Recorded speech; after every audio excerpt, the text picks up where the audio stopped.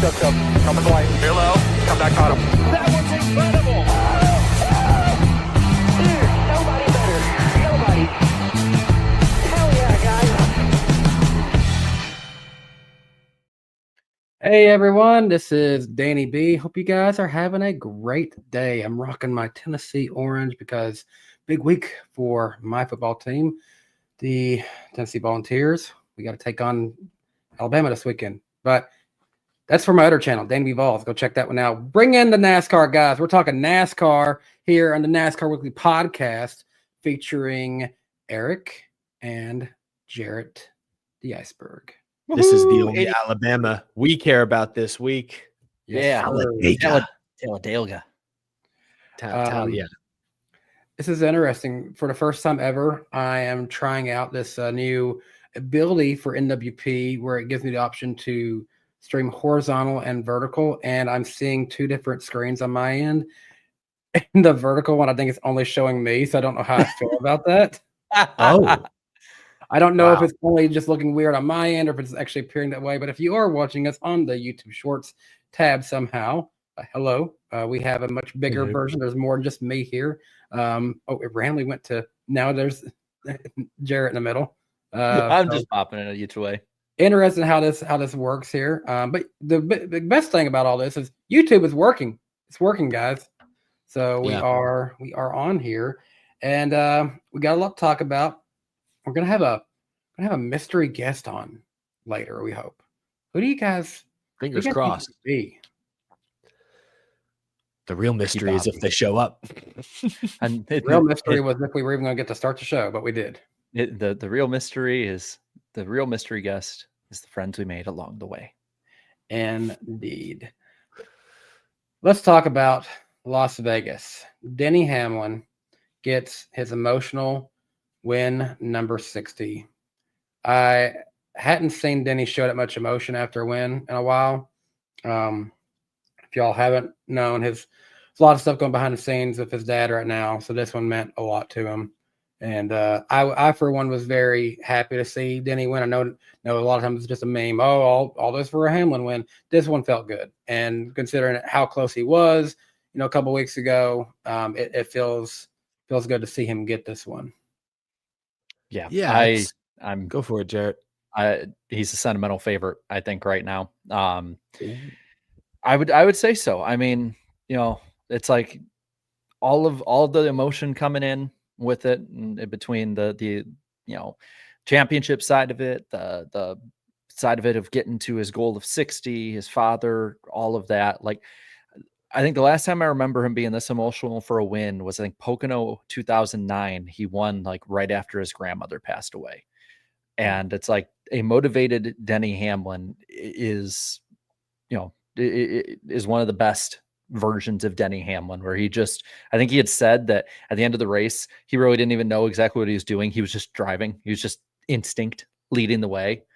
I thought it was, really, really good, touching moment.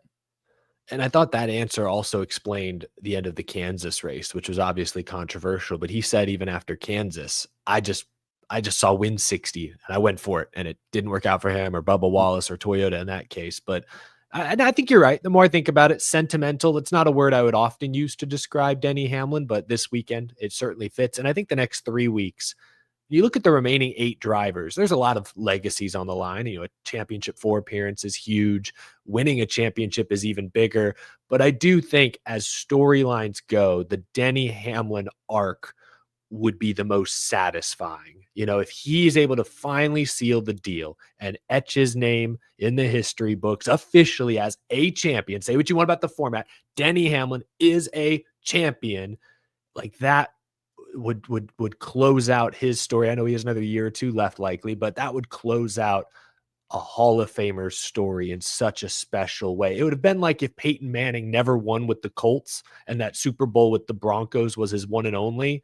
Mm-hmm. A little different because, Denny's been with the same team his whole career, I suppose. But yeah, it'd be incredible for him to end his career at or very near the top. So that storyline is fascinating. He's also he's one of the few all-time greats in the sport still at the top of their game. You know, when Christopher Bell wins a race, it's great. Hey, up and coming. He's going to be here a long time. Could be a legend one day, but he's not there yet. When Denny wins a race, it's one of those, hey, we're witnessing history here. You can now make an argument he is a top 10 driver ever in the flesh, still doing it. So I think there's a lot of respect there for the history and the prestige that comes with Denny Hamlin at this point. So there's always been the comparison to Mark Martin, which I think, the more modern comparison of best drivers to never win a championship, of being so close so many times. If any other driver was driving against them that wasn't, Dale Earnhardt, Jeff Gordon, Jimmy Johnson, and Kyle Busch, you name it, for each of these drivers, that they would have maybe multiple championships. But I saw a comparison that was kind of going around a little bit on the X side of NASCAR fandom, it made me think a little bit. If he wins it this year, would he, instead of being the Mark Martin of this era, if he wins a championship, would he be the Bobby Allison of this era? Bobby Allison raced 18 straight seasons before he got his lone championship. In 1983, I want to say it was, and he went against the best of the best. He went against the Earnhardts, the Waltrips, Petty's, Pearson, all of them. And I think that's honestly would be a really cool parallel, because that's something you don't see that very much. That's like a once in a 40-year kind of deal, like once in a generation or two, probably two, that you would actually see somebody after that long still at the top of their game, closing it out finally. Yeah, it'll be special if he can get it done. But just winning 60 and getting back to the championship four, he hadn't been there in the next gen car.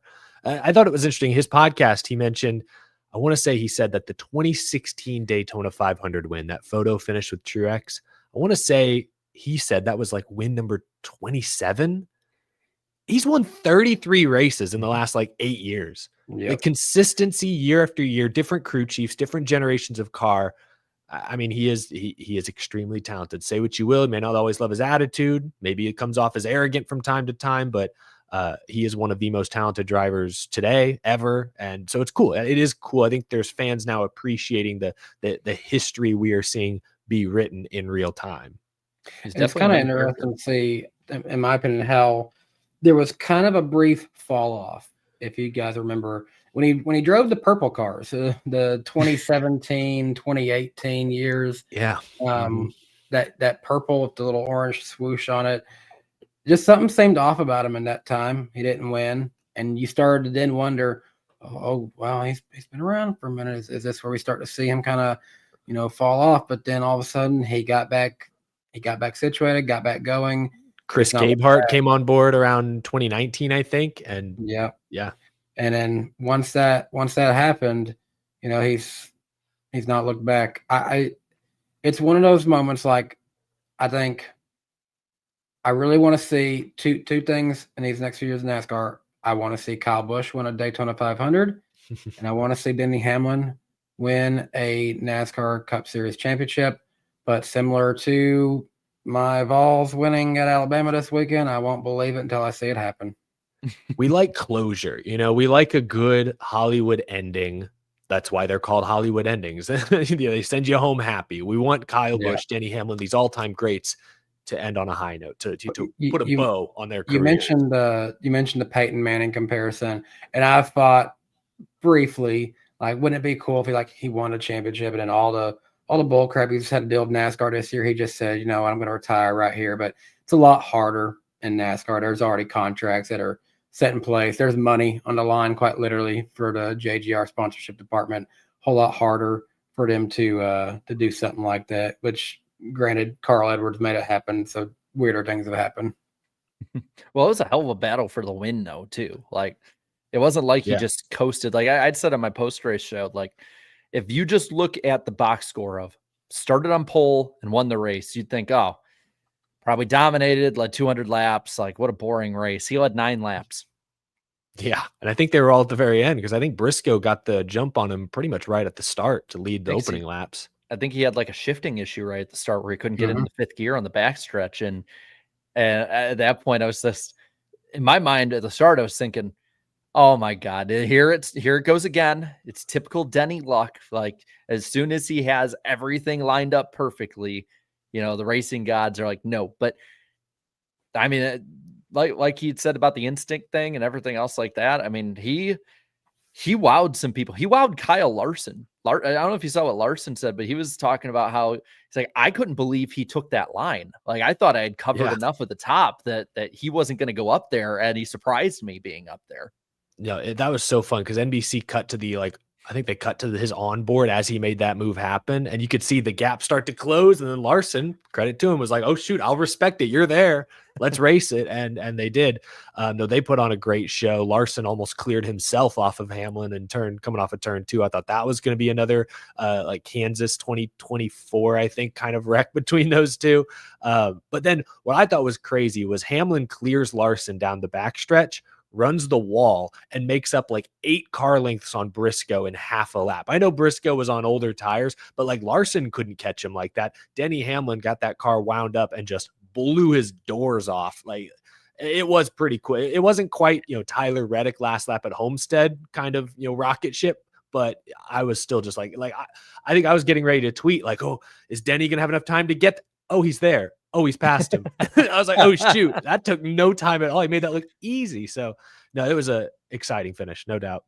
All in all, the top 4 for this race was Denny Hamlin, Kyle Larson, Christopher Bell, and Chase Briscoe. Guys, would any of you guys be surprised if that was our championship 4 lineup? I still had Briscoe before this week as my championship pick. Yeah, I wouldn't be shocked. I would have been shocked, not shocked, but surprised coming in because I'm surprised Blaney's no longer in the picture, but we'll get to him in a moment. Joe Gibbs Racing and Hendrick are the best teams right now everywhere except the short flat tracks and the super speedways. Unfortunately for them, the next 2 tracks are a short flat and a super speedway. So we'll see if it stays like that. But for now, yes, they're in a good position. I definitely have my wonders, and we'll talk a little bit about where they are in the playoffs here shortly. But I have my wonders, Joey Logano he gave everyone a scare. He got up into the top part of it there towards the end. He ends up finishing 6th in this one, and he does improve, I think, a little bit where his points were coming in this, if I'm not mistaken. He broke even, but I have to admit, when I saw he was going to be up there, the first thing in my head is like, oh my God, Danny's going to get it right again. if I had got that right, I would have swept the weekend too. If you got that right, I would have bought you a lottery ticket. It's like, damn, son, like that's good. That's amazing. Yeah. But I mean, they played it right. I mean, a lot of this race, they were not in position to score many points. They got stage points. Kind of unfortunately for his teammate, every single one of the remaining guys got stage points right after Blaney decided to kapow into the wall. Like it was his choice. Blaney, of those 2 that we talked about, Blaney and Byron, like at least Byron got stage points and did really well during the race and mitigated the problem. Like Blaney, it was the worst possible way it could have happened, which is total Ryan Blaney luck.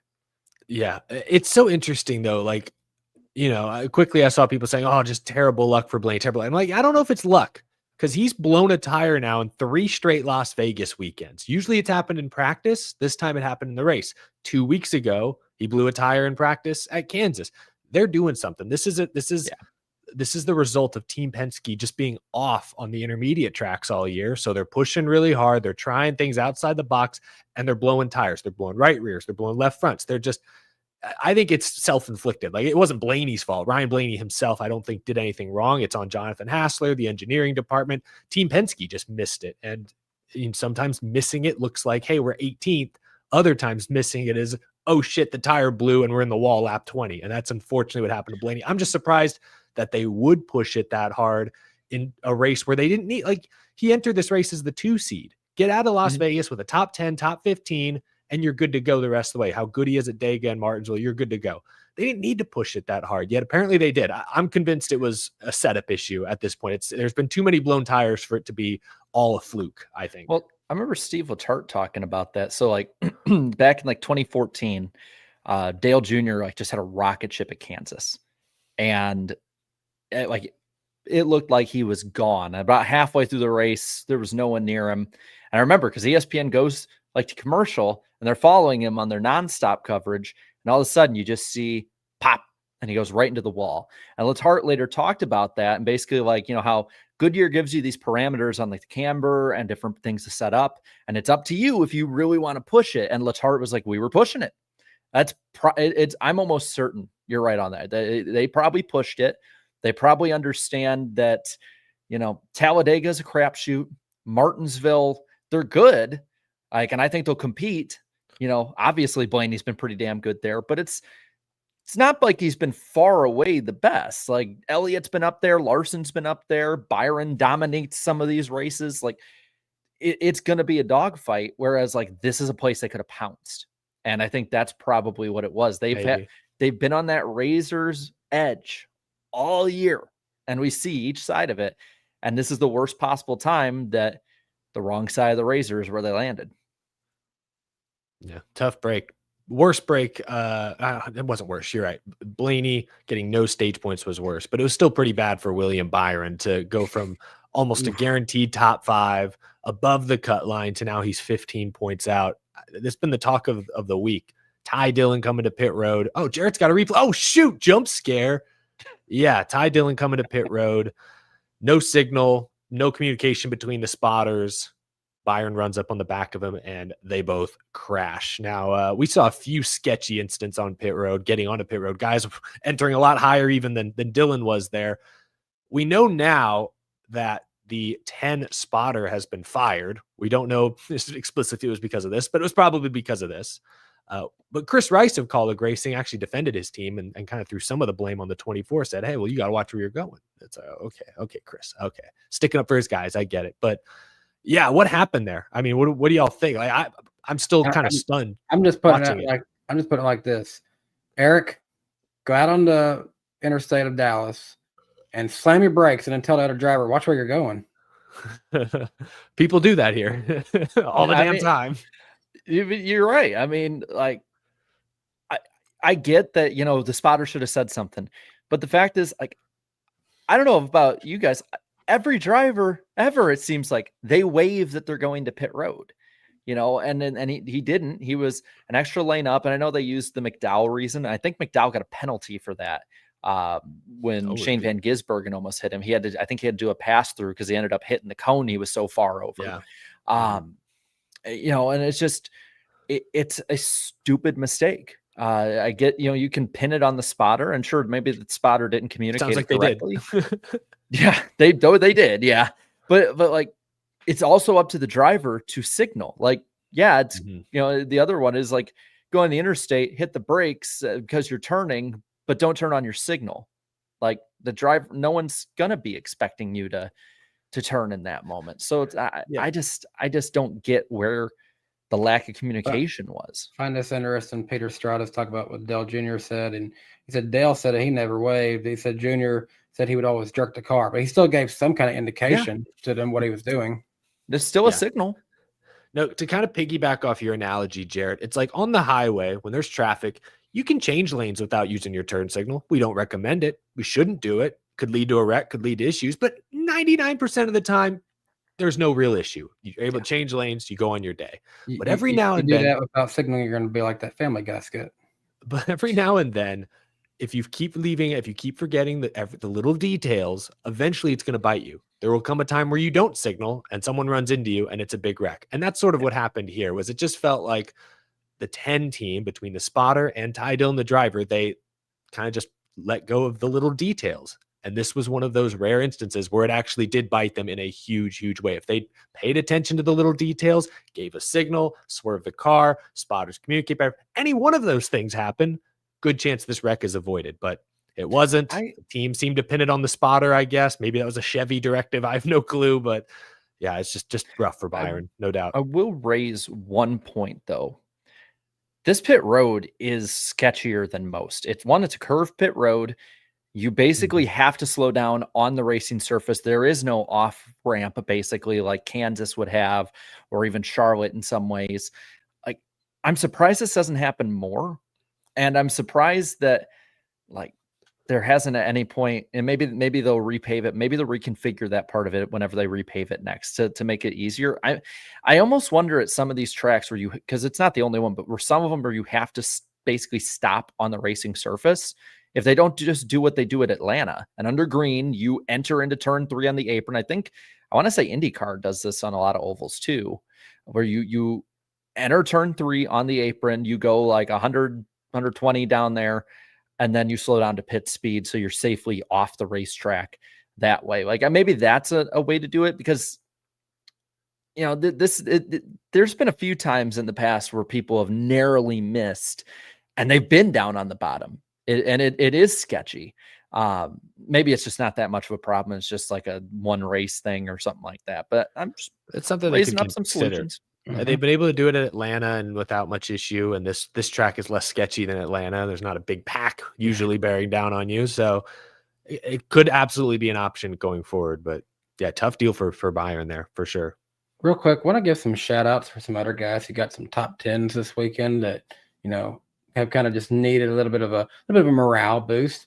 One, Alex Bowman, he finished 7th in this one. He actually had a lot of speed there at the end, and but unfortunately, it just kind of the other guy stepped up when they needed to the most, and he fell off in the 7th.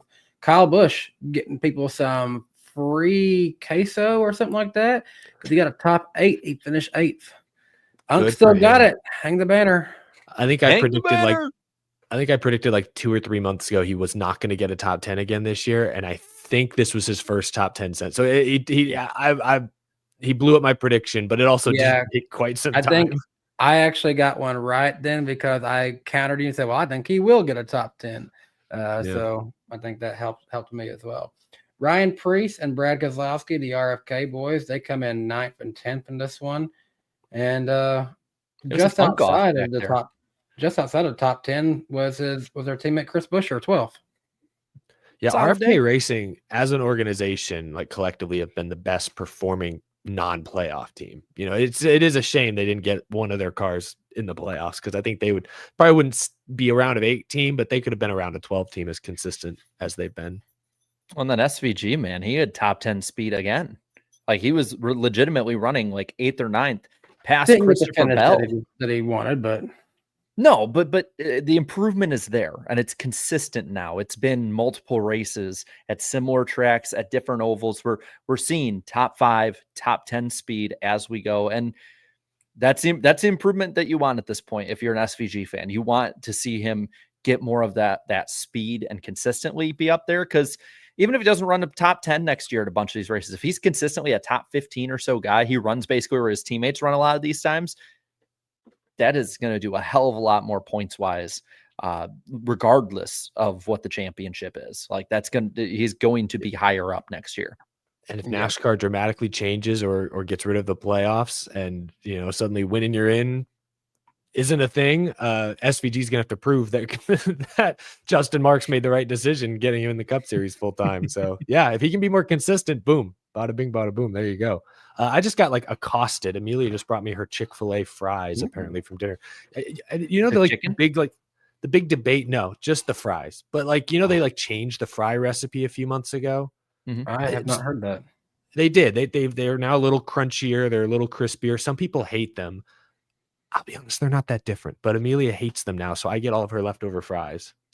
Yeah, Chat, what do you think? Old Chick-fil-A fries or new Chick-fil-A fries? Y'all know what I'm talking about. I'm going to take a scene from our super chatters. Hashtag I stand with Chick-fil-A fries. I saw Toby Christie had tweeted out that there's been kind of rumblings about this, but Las Vegas being rumored as a 2027 finale, part of that rotation, getting SMI involved a little bit. Do you guys think that Las Vegas Motor Speedway, I don't know, not just the racing, but in general, has shown what it takes to deserve that slot? Because I know racing wise, I'll be honest, I think it's one of the weaker of the 1.5 mile tracks. I think it's still good, but I think it's not as good. And then facility wise, Eric, I know you've been there, but I've heard it's a bit older. It's a typical SMI track. Yeah, it's okay. It looks like they stopped doing renovations in the mid 2000s, so it holds up all right. I mean, It could be the championship. It's the Phoenix of the 1.5 miles, though. Like it's a decent race, arguably better than Phoenix. Sure. Flashy city, I guess. You're not far. Like you're literally like 15, 20 minutes from downtown. So it's pretty close. I think to that's what's most important in NASCAR in this case, because similar to Phoenix, Miami, now Las Vegas, those are big city markets that they want an end of the year finale to be at, because it seems like it's anything like this year, they're going to keep that championship week in that market. So these are cities that make sense. Plenty of hotels to do a banquet at Vegas. No one would necessarily agree with it, but Texas Motor Speedway, Fort Worth, Dallas area, it fits the picture. Yeah, I was going to say the only issue I could see is the further back you push this Vegas race, you're going to run up against F1. And I do think F1 Vegas, like when you think Las Vegas and racing now, I think the average person doesn't think NASCAR. They think, oh, Formula One. That'd be like NASCAR holding their championship in Monaco. Like, oh, yeah, that's really cool. That's not NASCAR. That's F1. When is that race? It's like the Saturday before Thanksgiving or after one of the other. It's like mid to late November. Yeah. I want to make a point, though. The crowd was pretty pitiful, honestly, outside of like maybe the center of the grandstands.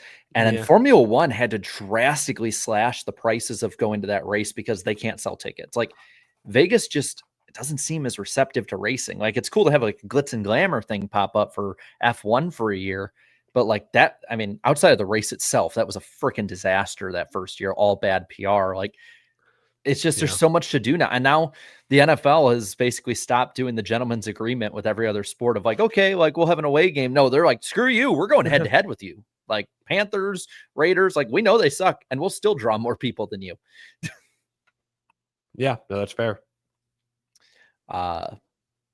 See, I think now we can actually talk a little bit about how the playoff grid looks after this one. So Denny Hamlin, of course, does advance in this one, but Kyle Larson is sitting second, 35 points ahead. Christopher Bell, third, 20 points ahead. And Chase Briscoe sits on the cutoff line, but a fairly comfortable 15-point gap to William Byron, followed by Chase Elliott, 23 points back. Then it gets a little bit closer. Joey Logano, 24 points back, which he made some good ground. But Blaney, he does drop back a lot. And it almost feels like for both the Penske guys, they need to try their best to each split a win at these next two tracks if they want to make it to Phoenix again, which Blaney, I feel good about him at Martinsville. Logano, sneaky, but he has won at Talladega before, but it's been a minute since he won at Talladega, if I'm not mistaken. Like 29th place average, I think, with this car. Like he runs great. Their teammate Austin Cindric did win in the spring, so I think Logano is more in a must win than Blaney. Like 31 points can be made up at Talladega in one corner. A crash in stage 2, and all of a sudden Blaney gets like third in a stage, and those 8 points tie him with Logano, and then 24 points can again be exchanged in one corner on the last lap. Logano, just I don't think he's going to have the speed for Martinsville that his teammate or that the Hendrick cars or that the Gibbs cars will have. Yeah, that's probably true. I can't put this in our prediction segment later because I don't think it's easy to quantify. But one of my predictions, unofficial predictions, is that Talladega will be less of a wild card than Las Vegas was. Because it's like we always say, oh, it's a wild card. People wreck all the time. Yeah, usually several people wreck. So it's not like at Las Vegas, you had 2 wrecks and that was it. You're probably going to get 4 or 5 wrecks of the playoff guys at Talladega. Like 5 of the 8 are going to wreck. So it's like, if are you really losing that many points when all your competitors are back there with you with limping around with damage? So yes, there's the potential. I think the reason it's a wild card is there's less in your control as the driver for sure. But as far as how this race is going to really impact the standings, I don't think it's going to be a huge swing. I think I think if you're Ryan Blaney and Joey Logano, go do what you do here. Go get stage points. I think they could easily get 15 plus stage points each, and that would be huge. And that would take you out of must-win territory. But that's probably what it's going to take, because I would not count on, making up a bunch of points, because as easy as your competitors could wreck, those two could wreck. Joey Logano's crashed out of almost every super speedway race this year. So the one he didn't was Talladega Spring. He got disqualified for playing funny business with the spoiler. So like I would just, you can't bet on guys wrecking. You kind of just have to go take it. And if you wreck, they'll probably be back there with you. So go get the stage points when they're available. I feel like it was one person though is going to be like 45, 50 points back after. Like there'll be one. Possible. But it could go either way nowadays. It really could. But Danny, what way did the ratings go this week? What way has it been going every week? Not that good. Cup race scored a 0.84 rating, meaning that it had 1.717 million viewers. This is extremely sad to say this, guys. And no offense to it, because it's a good sport too.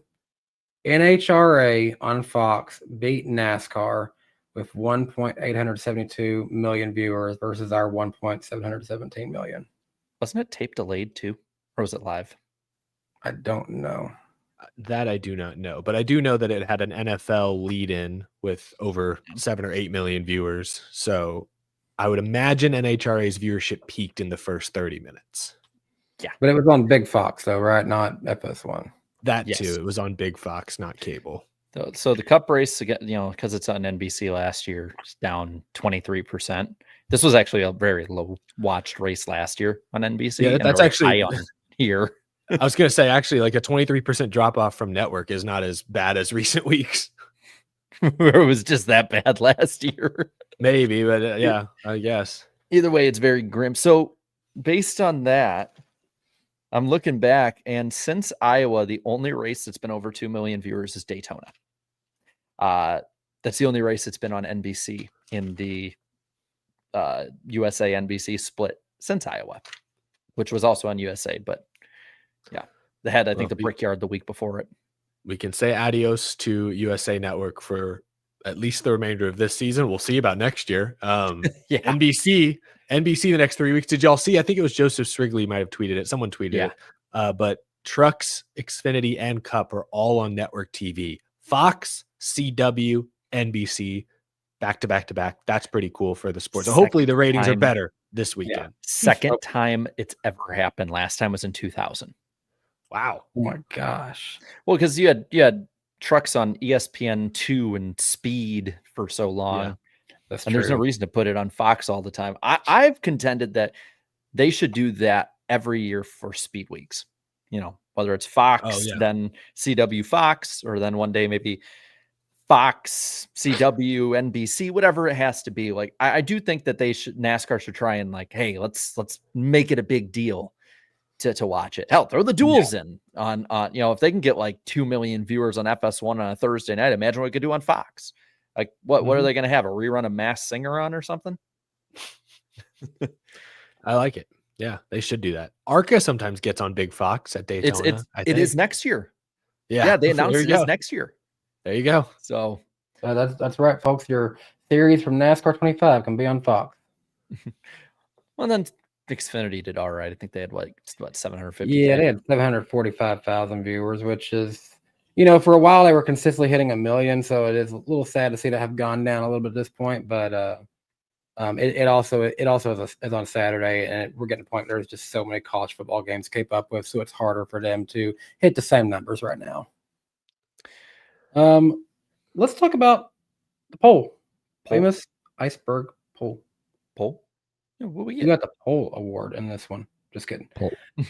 10,000 people voted on what they thought of this weekend's race at Las Vegas. 22% of people said it was a great race. 60% said it was a good race, meaning 82% of people thought it had a net positive rating.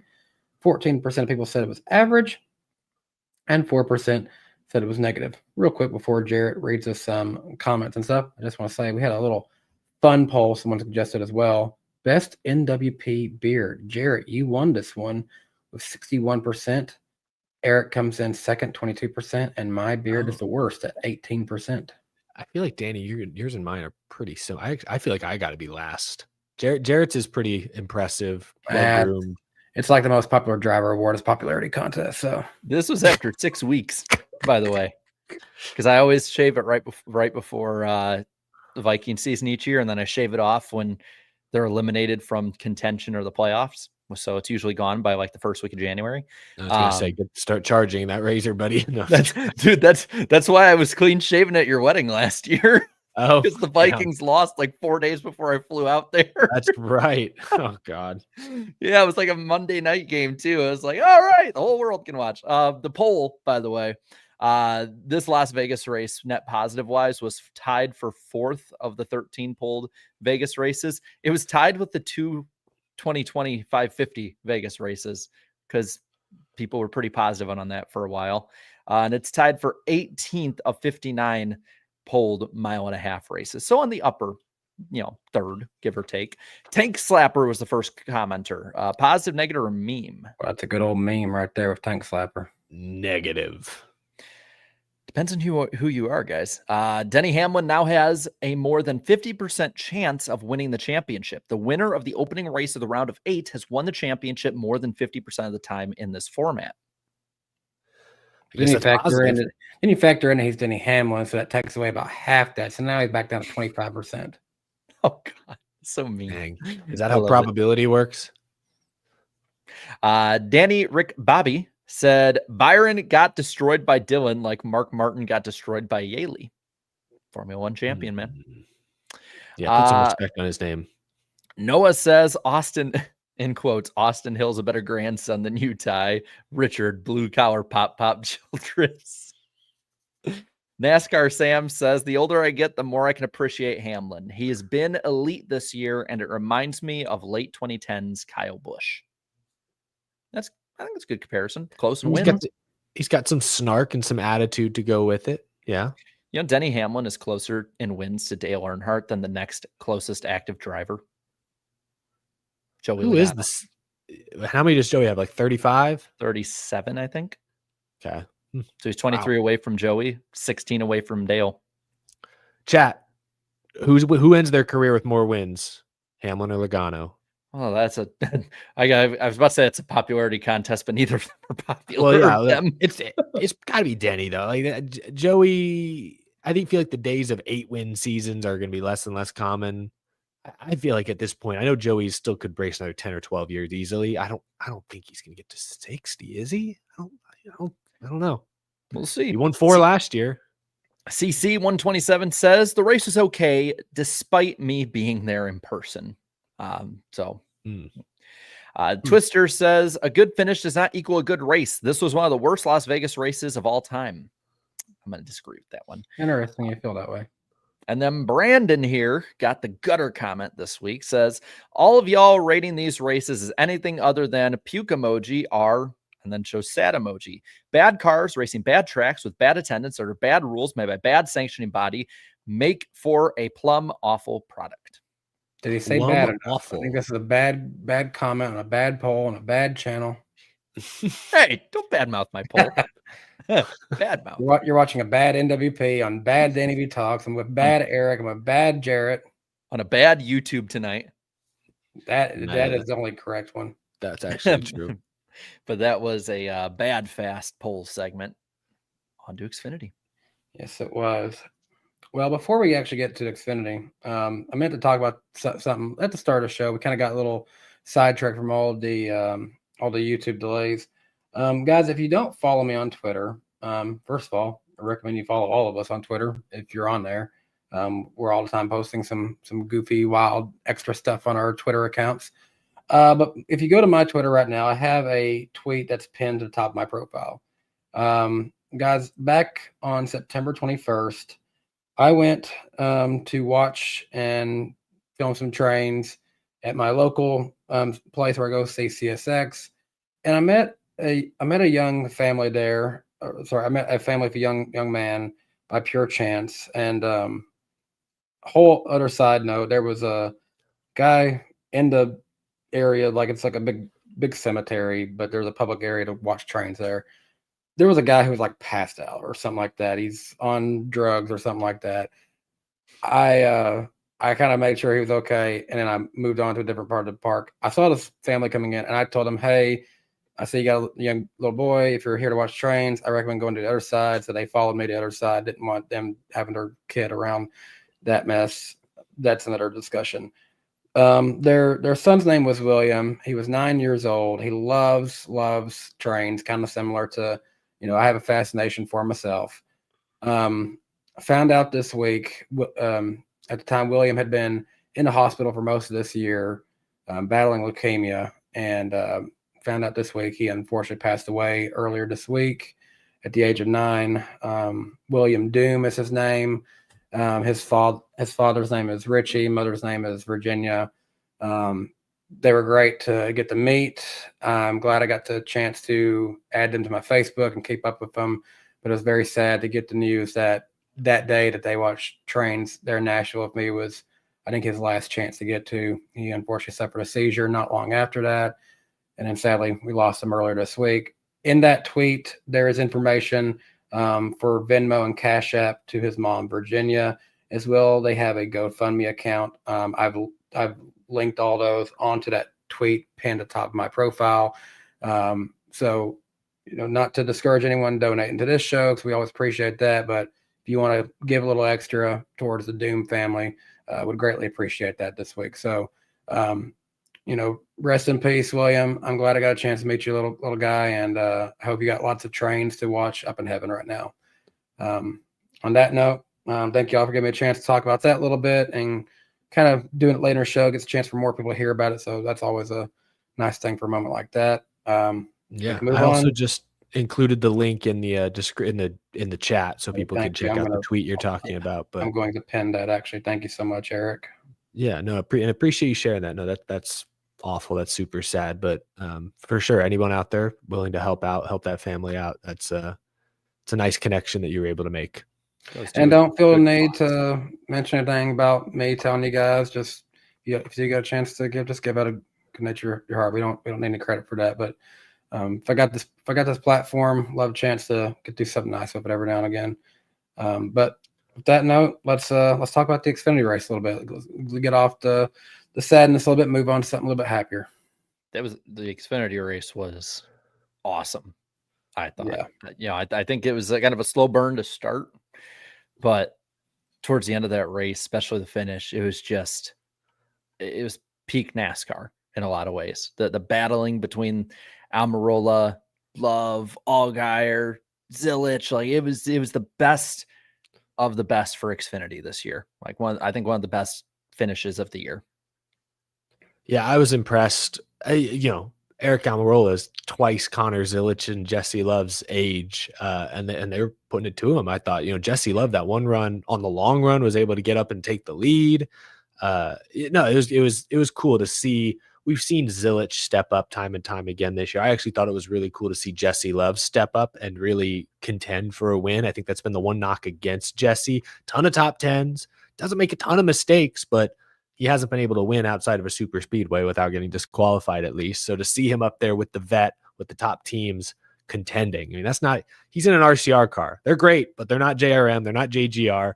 So to see him up front, that stood out to me. I thought was Jesse Love's performance. But did y'all see? I had the broadcast muted during this part, so I'm not sure if they mentioned it, but I noticed it right away. The little middle finger Almirola flipped to Zilisch at one point down the back straightaway because Zilisch got into his door a little. Yeah, I get it. Almirola had a right to be frustrated. I just thought I love a casual middle finger out the window net. Like I'm glad that's something that hasn't fully died in modern NASCAR. If it's just casual and fast, so be it. Don't let it hold a grudge and be constantly all race leading to a little hook or something like that. Or the people who do it an entire lap or two around the track it'll maybe a little over, but I saw that. I like that too. Peak NASCAR, man. Like that has been a NASCAR thing, I would assume, since the beginning on the dirt tracks back in the day. I absolutely loved it. It was the best for the most part all year, up there showing why they were the best. And those who have been challenging all year, like Love, who, man, he had a long run, just a hot rod in the words of Clint Boyer, but it's at the end, it just fell off.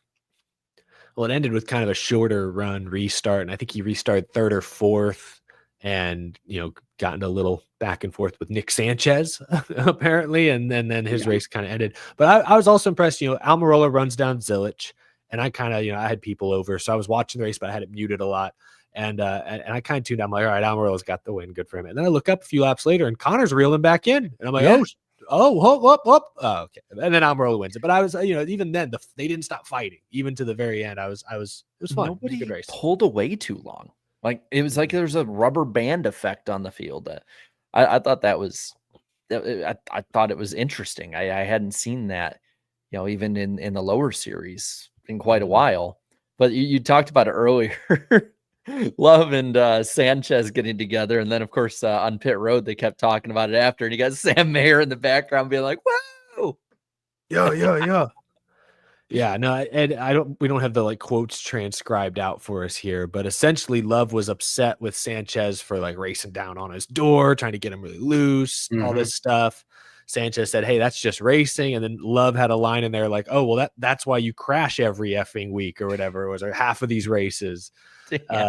So, and there's a small shove, I guess, but no real physicality involved. Just a couple of upset, well, at least one upset driver. Yeah, I don't know. My reaction to that was because the TV didn't really show a ton of what happened between those two. They obviously both finished the race 5th and 6th. They didn't wreck, but I was kind of like, yeah, Jesse, I that's not the time or place to go confront a guy. You didn't wreck, just racing hard, like in front of all the cameras. Maybe talk about that in private. Then Justin Allgaier, I saw a clip. He talked to Bob Pockrass and was like, "Yeah, I know Sanchez was way over aggressive. Like I was proud of Jesse for showing restraint." And I was like, "Oh, if Justin Allgaier thinks Sanchez crossed the line, then he probably crossed a line somewhere." So, no, I get it. I mean, they yelled at each other a little bit. Move on, see where it goes. But yeah, good drama for sure. Martinsville coming up in about 10 or so days. Mm-hmm. That's gonna be something to watch. I have a feeling it always is. That race is always one of the craziest. Years ago between Hill and Creed. Well, every year that race just has something crazy happening in it. Like it is can't miss television every single year. Yeah. But points are sure close. That they are. So I guess maybe missed it has Zilisch, he's pretty much locked in even on points at this point, right? Plus 82. Yeah. Okay, yeah. So he's pretty well good to go. Allgaier is second, plus 44. Zilish's good buddy Jesse Love is plus 20 in third, and Sam Mayer is fourth at the cutoff line, plus 8. Brandon Jones, meanwhile, is just outside in fifth, minus 8. Sheldon Creed is minus 21. Carson Quaffle, minus 22. And Sammy Smith is minus 24. I mean, Brandon Jones and Sam Mayer, I think they line up pretty damn well against each other at Martinsville. I think it all comes down to which one is going to get the most points at Dega. You kind of like Love's position too with how good RCR is at Talladega. Well, wasn't Sammy Smith going for to win at the end of Martinsville or in the spring? It's true. It's a good point. He was up there. Quapple's pretty good at the short tracks, and maybe Creed can second place his way through.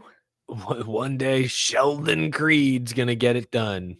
He needs to be like Daniel Hemrick at this point, and just his first win is the championship race. I don't think it'll be this year, though, because I think a lot of people, similar to Heim, would be sad if Zilisch finds a way to not win this championship. If Zilisch doesn't win it, Allgaier will. I feel like it's pretty. Because the thing is, for Zilisch, like this is his last chance to win this championship because he's going to Cup next year. I guess so. That's true. Chance to make history. But this one, if the Cup race isn't going to shuffle it up, this one definitely could. Sure. Yeah, it absolutely could. Correct me if I'm wrong, but I think so. Was Zilisch up 82? Mathematically, he's up 62 over third with Jesse Love. He just has to maintain the gap over Love, and he clinches in this race. Yeah. Regardless of if a playoff guy wins at Talladega. Now, I do think Love is a very likely candidate to win this race. That's a factor. Yeah, just something worth watching. And his teammate, I'm not sure Austin Hill plays nice with everyone, but his teammate's got nothing to lose but help Jesse Love get out there. So we'll see. I totally see Austin Hill leaving Jesse Love up to dry and having him shuffled back to 25th. That's Zilisch fair. Is in the car that won the most recent super speedway race with Parker Kligerman. So And don't forget, I know he wrecked and injured his back, but Zilisch was leading at Talladega in the spring when that wreck happened. True. So That's true. we'll see what happens. Chaotic. All these people crash, and he'll do like a Daytona 500 William Byron style and just come out after running 8th and win another one. You should get out of the car and be like, I'm so good they fall in my lap too. I'd say there's a strong possibility that could happen to either him or Hyman this one, I feel like. Yeah. But that was pretty, I thought it was a pretty fun weekend at Vegas. Yeah, not bad at all. And we remember it all. So I think on that note, we can actually take us a little bit of a super chat stage break here to start off the show a little bit. Sure. Go for it. Consider we started on a 15-minute delay. We're actually making decent time. Look at us. Efficient. Appreciate the sloth nerd with the $5. Watching the Mariners and the ALCS, playing some NASCAR 25, and listening to my favorite weekly podcast. It's a good Wednesday. Thank you, sloth nerd. Hope you're having a good one. Nice. Hank Hill, hashtag Arlen stands of 2311. Appreciate the $4.99. Dang it, Chris Wright. You had a blue collar moment on series this morning. Need to be a man and admit Ty made a mistake. Hashtag I stand of 2311. Hashtag keep the playoffs. I never caught Hank Hill likes the playoffs, everybody. Oh, man. Oh, he meant Hank Hill. Appreciate the $1.99 said, I meant Chris Rice. Dang it. I was going to say that confused me a little, but I knew what he meant.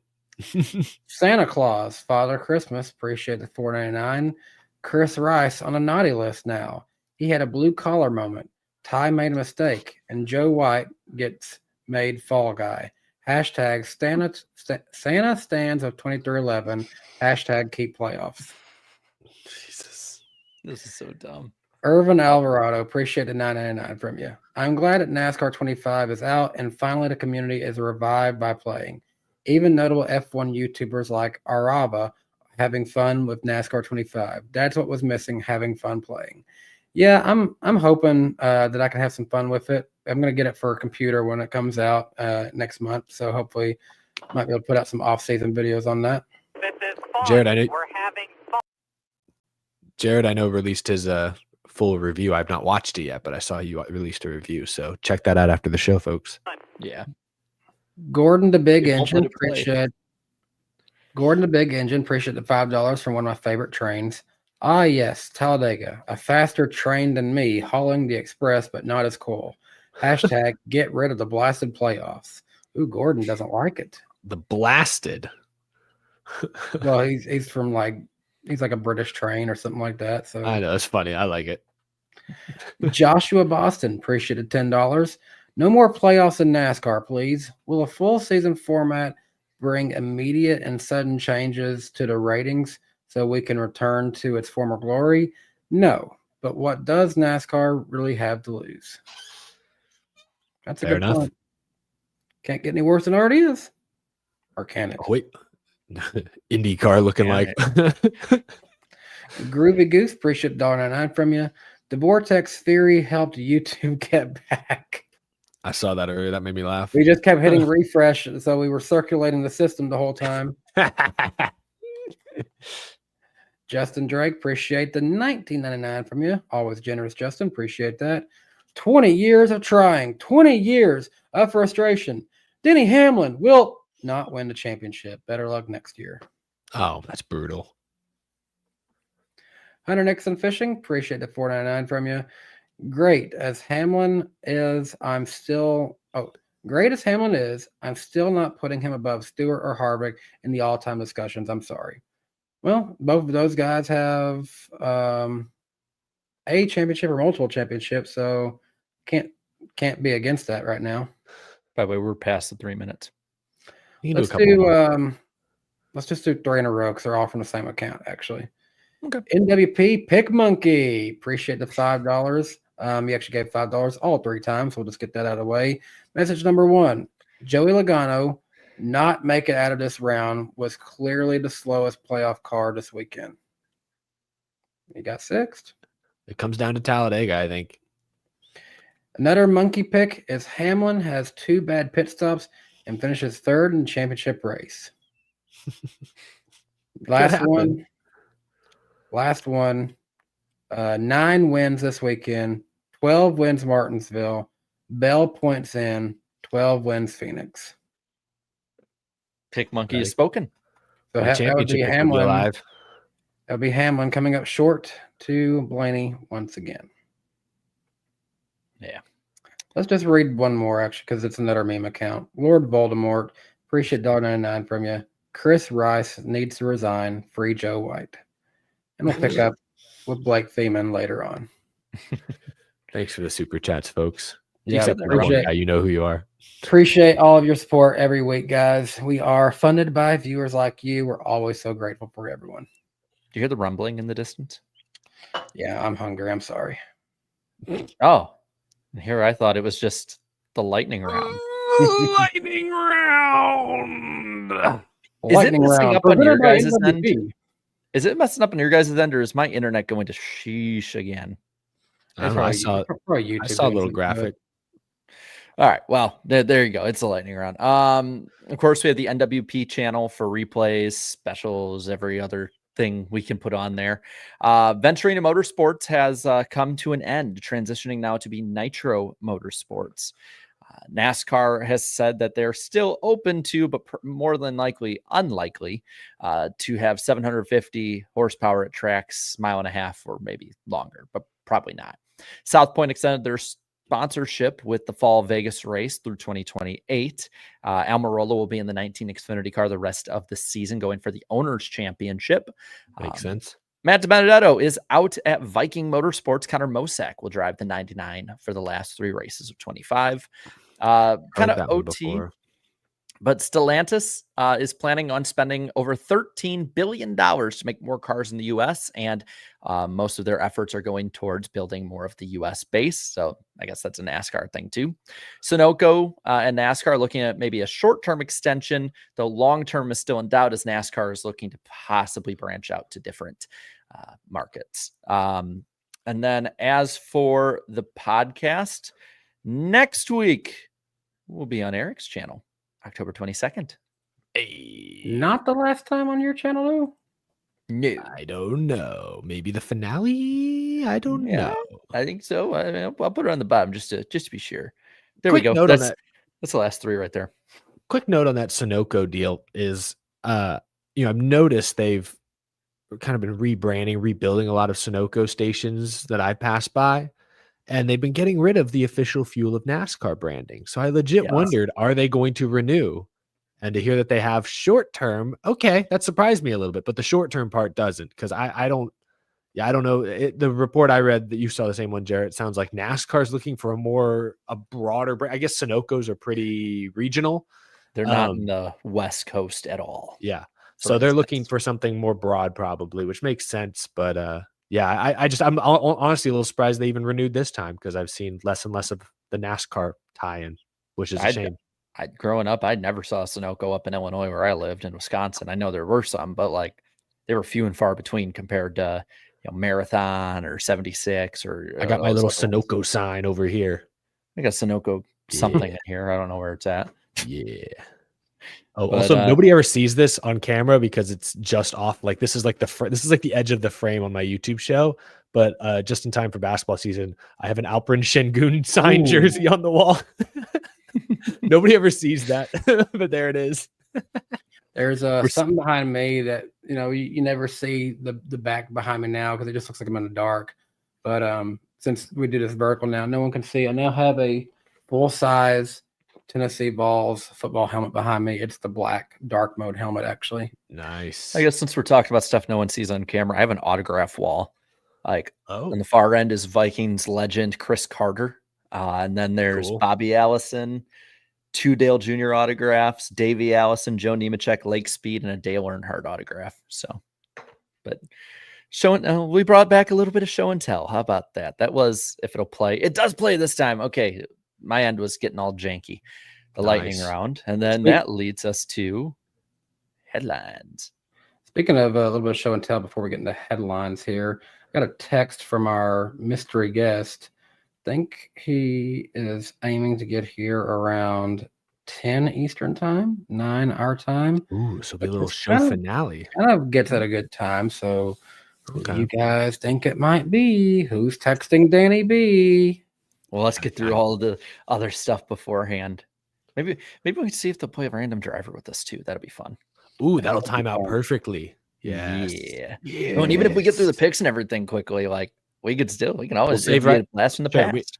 we can save random driver for the end. Ooh, a little teaser. Mm.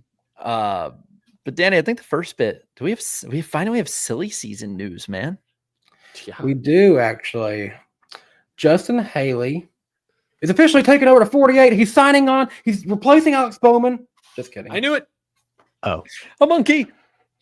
But he is no longer going to be driving the 7 car for Spire after 2025.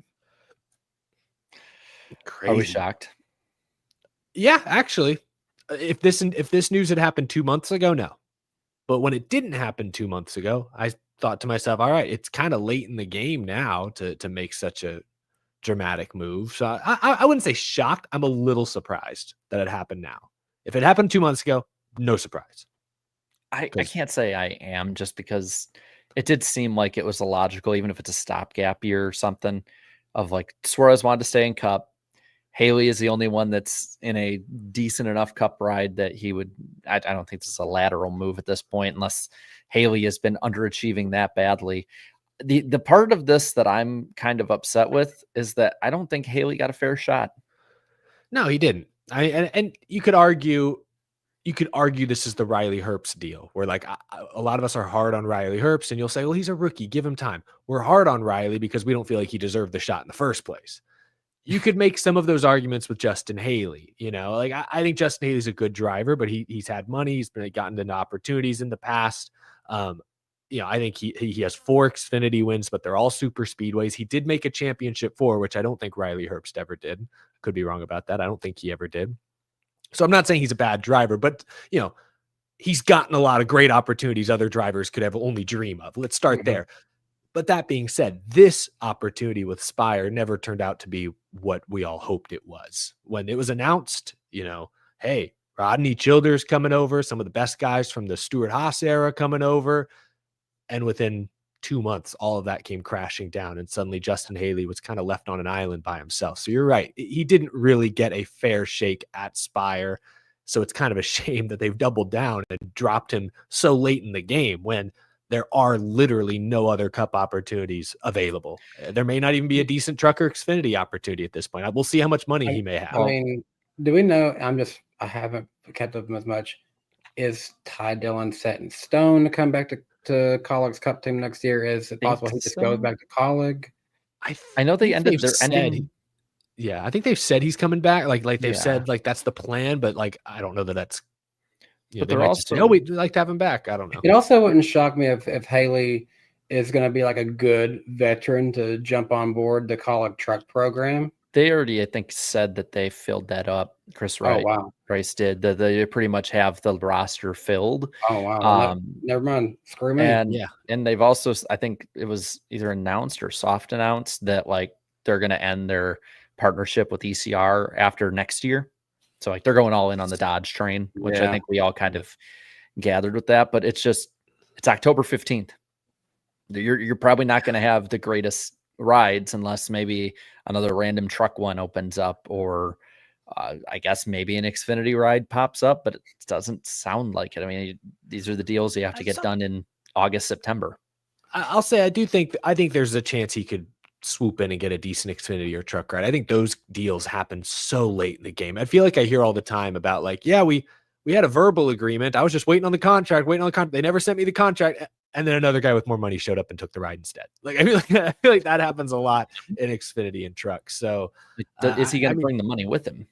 Yeah, I just don't know. I don't know how much money he has at this point. I know in the past he's had some family funding. I don't know what that looks like now, if it's still there. I just don't know. Like so from Spire's perspective, let's assume it's Suarez that gets this seat because that's what the reports indicate. He's the leading candidate. Makes the most sense on paper. I think from a skill talent perspective, maybe he's a slight upgrade over Haley, but I think that's debatable. I think what's not debatable is that Daniel Suarez makes you feel something. Mexico City win felt something. Yeah. fighting, who was it? Michael McDowell. Who did he get in a fight with a few years ago? It was McDowell. Suarez, he and his wife, they vlog a lot on YouTube. Like he makes you feel something. Justin Haley, I like Justin Haley. He doesn't have a brand. Like he's not noteworthy. He doesn't stand out, good or bad. And I think that's arguably his biggest shortcoming is not even the driving stuff. I think he's a solid enough driver, but it's more than driving the car. That's what being a NASCAR Cup Series is all about. There's a lot more to it, and it's the rest of the job that he just either overlooks, isn't interested in. Maybe he's tried and just isn't naturally good at it. I don't know, but like if I'm Spire Motorsports, TWG Global owns Spire. They also own the Lakers, the Dodgers. They like stars, flashy brands, Cadillac F1, Andretti. Daniel Suarez, not saying he's a superstar by any means, but he's more recognizable than Justin Haley. So I guess that partnership, should it come to fruition, makes sense to me. I get it. We'll see if the on-track performance is any good, though. So, sounds like I think Bianchi, Bob Pockrass, and then Corey LaJoie just like outright said that, like, yeah, this is what's happening with the 7 next year. So seems like, I would be surprised. Having the 7, it's the former driver of it. So I wouldn't be surprised if he, maybe runs 25th in points next year, right around the rest of the teammates. Yeah. Maybe the team takes a step up. I don't know, but I do lean towards it being Suarez, but an outside scenario that I wish could be possible. I kind of wish that it would be Kyle Busch go over to Spire, and then Suarez goes into RCR, maybe get rid of the 8 and give him like 29 or 31, a former RCR number. That's my fictional scenario, but I'm leaning toward it just being Suarez going to Spire and be easier for everybody. I feel like it'd have to take a massive change for it to change in any way at this point. I think there are going to be a lot of drivers, though, on expiring deals next year going into 2027, Kyle Busch included. Do they commit long-term to Suarez? My guess is probably not. Probably be like a 1-and-1 deal with a team option. And if things aren't going great and Kyle Busch is available, Kyle Busch to Spire, shake things up. You get good funding for a year, and then you go big game hunting the next silly season. Like that's probably what it is. You try and gear up, you try and improve that team, get Hocevar running up more towards the front. McDowell's been doing well. If that 7 team can show some more promise with a, honestly, probably more even driver than we would like to admit, then, I just love, gosh, can you imagine those Tuesday meetings of Carson Hocevar, Daniel Suarez, and shoot, we just mentioned he and McDowell have fought each other. Michael McDowell, Carson Hocevar, Daniel Suarez walk into a bar, aka the meeting room at Spire Motorsports. That would be either really boring because they won't know how to talk to each other, or will be really interesting because they don't know how to talk to each other. Those 3 drivers having to work together at Daytona in the spring. I'll bring it up. That's a sneaky good lineup for road courses too. Like SVG obviously is the favorite, but if you want some like good finishes, possibly pounce on him if he has a mistake or something happens, like all 3 of them can run top 5. What? He doesn't make mistakes anymore. Everyone makes mistakes at some point. I'm just saying. No, but not SVG. Yeah, it'll be pretty interesting going forward. There's probably more, maybe not confirmed stuff, but some more reckless speculation. Yeah. I've heard this from some good, reliable people in the sport. It seems likely that Harrison Burton is going to end up landing at Sam Hunt Racing next year, which Sam Hunt Racing has not really had a full-time driver in their program ever. Until this year. Dean Thompson this year has been full-time. Oh, yeah, Dean. That's right. My bad. Yeah. My bad. But no, that is a new thing for them. I think he's their first full-time driver was this year. But it seems like Toyota wants to have Harrison back. Harrison's, for what he's done for AM Racing, Harrison has definitely earned a better opportunity. And granted, it's still going to a team that hasn't done a lot, but I think it is an improvement. It definitely has better factory backing of Toyota in that series, it feels. So I like this move if that's what direction they go. What do you guys think? I mean, it'd probably be a good step up, and that team is building. There's been a ton of rumors around that team. You got to think, though, with with all the openings and Toyota and all these other things too, it's like be a well-positioned team to be a part of and rebuild your brand with a little bit more. I think that, at worst, he'd probably be an even lateral move, but at best, if that team keeps improving, like that should be a team that should be right up there in that top 12 hunt. Yeah, I feel like it's probably a fairly lateral move, but I think there's a higher ceiling down the line if this blossoms into a bigger partnership, either with with Sam Hunt or with Toyota more broadly. Like Harrison could leverage this into that third legacy car in 2 years, or you never know. You never know where it could go. I think Harrison did well with AM Racing. Will be cool to see him hopefully continue his career rebuild. He's still so young. He's like 25 years old, give or take. I know he just got married. Yeah. So he's growing up right before our eyes, but he's still a very young guy. So did you guys see on the back of his car that they wrote "just married" on the back of his race car? Yeah. I thought that was I did not see that. That's funny. I love that. I like that. Yeah. There's been plenty. I gotta say, this week's been kind of meaty with reckless speculation. Did y'all see on the teardown? They were talking about it with, Bianchi was bringing it up and some others have, of like the possibility of run what you brung kind of all-star race could still be on the table for Dover. I have not seen that. So give me a little rundown. What does that mean? Run what you brung? Well, you'd still like have certain parameters you have to hit, but you could basically go kind of have a bigger box to play in to adjust, do different things. I saw somebody, say I can't remember what team. I think it was who was the team? Like one of the teams will bring like a friggin' F1 car if we're gonna run what you brung. Kind of, Haas brings an F1 car around Dover. That's the funny. thing. Haas is so non-memorable in both. A team just brings a Tesla that goes 0 to 60 in no time. But it would make it special, like, because we all kind of know, like, we haven't really had it confirmed if it'll be a night race. We know that the reasoning given beforehand has been kind of, at least by the track, proven wrong. So maybe it could still be that. But like this race is not something that's inspiring fans by any means. This would have me watching. Like I'm obviously going to watch already, but like I would be excited to watch. I'd watch everything about it just to see what they could do and learn from it.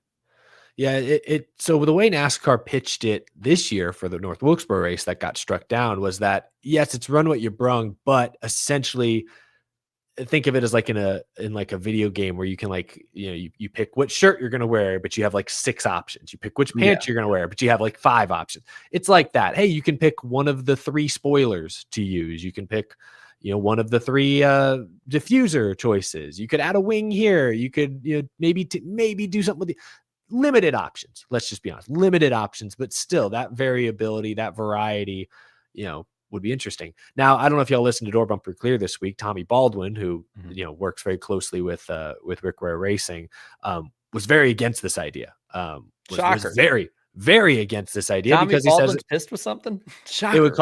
It would cost the teams too much money, he said. And he did bring up the point, which I remember hearing this last year, that essentially NASCAR is going to open up the rule books. A lot of the big teams are going to be incentivized to spend extra money to basically do a test session on NASCAR's behalf. And I if you look at it, that's a cynical way to look at it. I think it's a fair way to look at it, but it's a cynical way.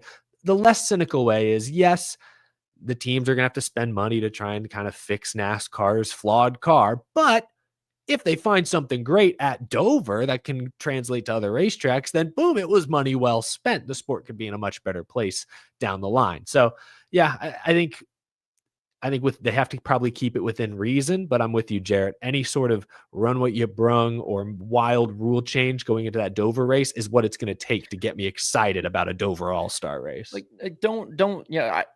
I think the parameter side of it's good too. Like, don't try and make the teams try and hit a 6-run homer and then just spend money for no reason, basically. Mm-hmm. Like, any ground that can be made up, taking big swings at things, like, let's do it. Like, if we find something out really good, like what if we find out that certain aero changes that had not been tried yet make the car drive better in traffic, for instance? Like, I would want to see that. Keep making as many steps as we can get. And we always talk about these tests. Well, they're inconclusive because we aren't doing it in race conditions. Okay, we'll run it during a race and do it in race conditions. What they did with the Origins of the 550 package. NASCAR saw what they wanted. Let's give it a shot. And if it doesn't work, back to plan B, C to Z, 1, 2, 3. We're at least at D, E, or F at this point in terms of plans. Yeah. Let's take some swings. I'm down with it. Let's give it a shot. My only fear would be if you have if you have a dozen cars with a dozen different rules packages, can you trust your eyes? You know what I mean? Like, okay, yeah, it looks good right now. There's a lot of passing, but everyone's got different stuff. If everyone's got the same thing, are we going to be right back to where we are now? I think that's you need like a control variable in that race, and I'm not sure you're going to have it. That's the only concern there. Guys, this has been a weird night in general, just like how we started. I don't know if you noticed, like the flashing.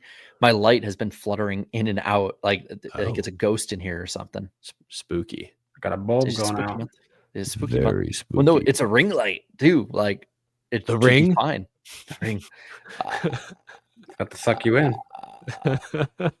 That's going to be on NASCAR this week. So. We talked a bit about DBC. Mike Ford is on DBC this week. And Mike Ford's become kind of a little like a superstar. Look at him taking over the spotlight. I feel like every time a mic's put in front of him, he gets taken in some way out of context. And it's like, I kind of feel bad. He puts himself in the positions a lot, but like there's a lot of times where like he'll say something and it just gets legs and runs. That's my only critique. That's my only critique of Mike. And I've had a few good conversations with him this year. He's been very nice, very good dude. Supportive. He helped when I had Steve O'Donnell on the show a few weeks ago. He helped set that up, like very supportive of independent media, what we're trying to do. Good guy, easy to work with in my experience so far, like Mike. And I enjoy, I think Holler Talk, very informative. I thought there was some enlightening bits here in DBC, but my problem with Mike is I can't quite tell how do I phrase this? I can't quite tell what authority he has. Like he'll go between sharing his personal opinion to then, oh, here's what NASCAR thinks. So I can't tell.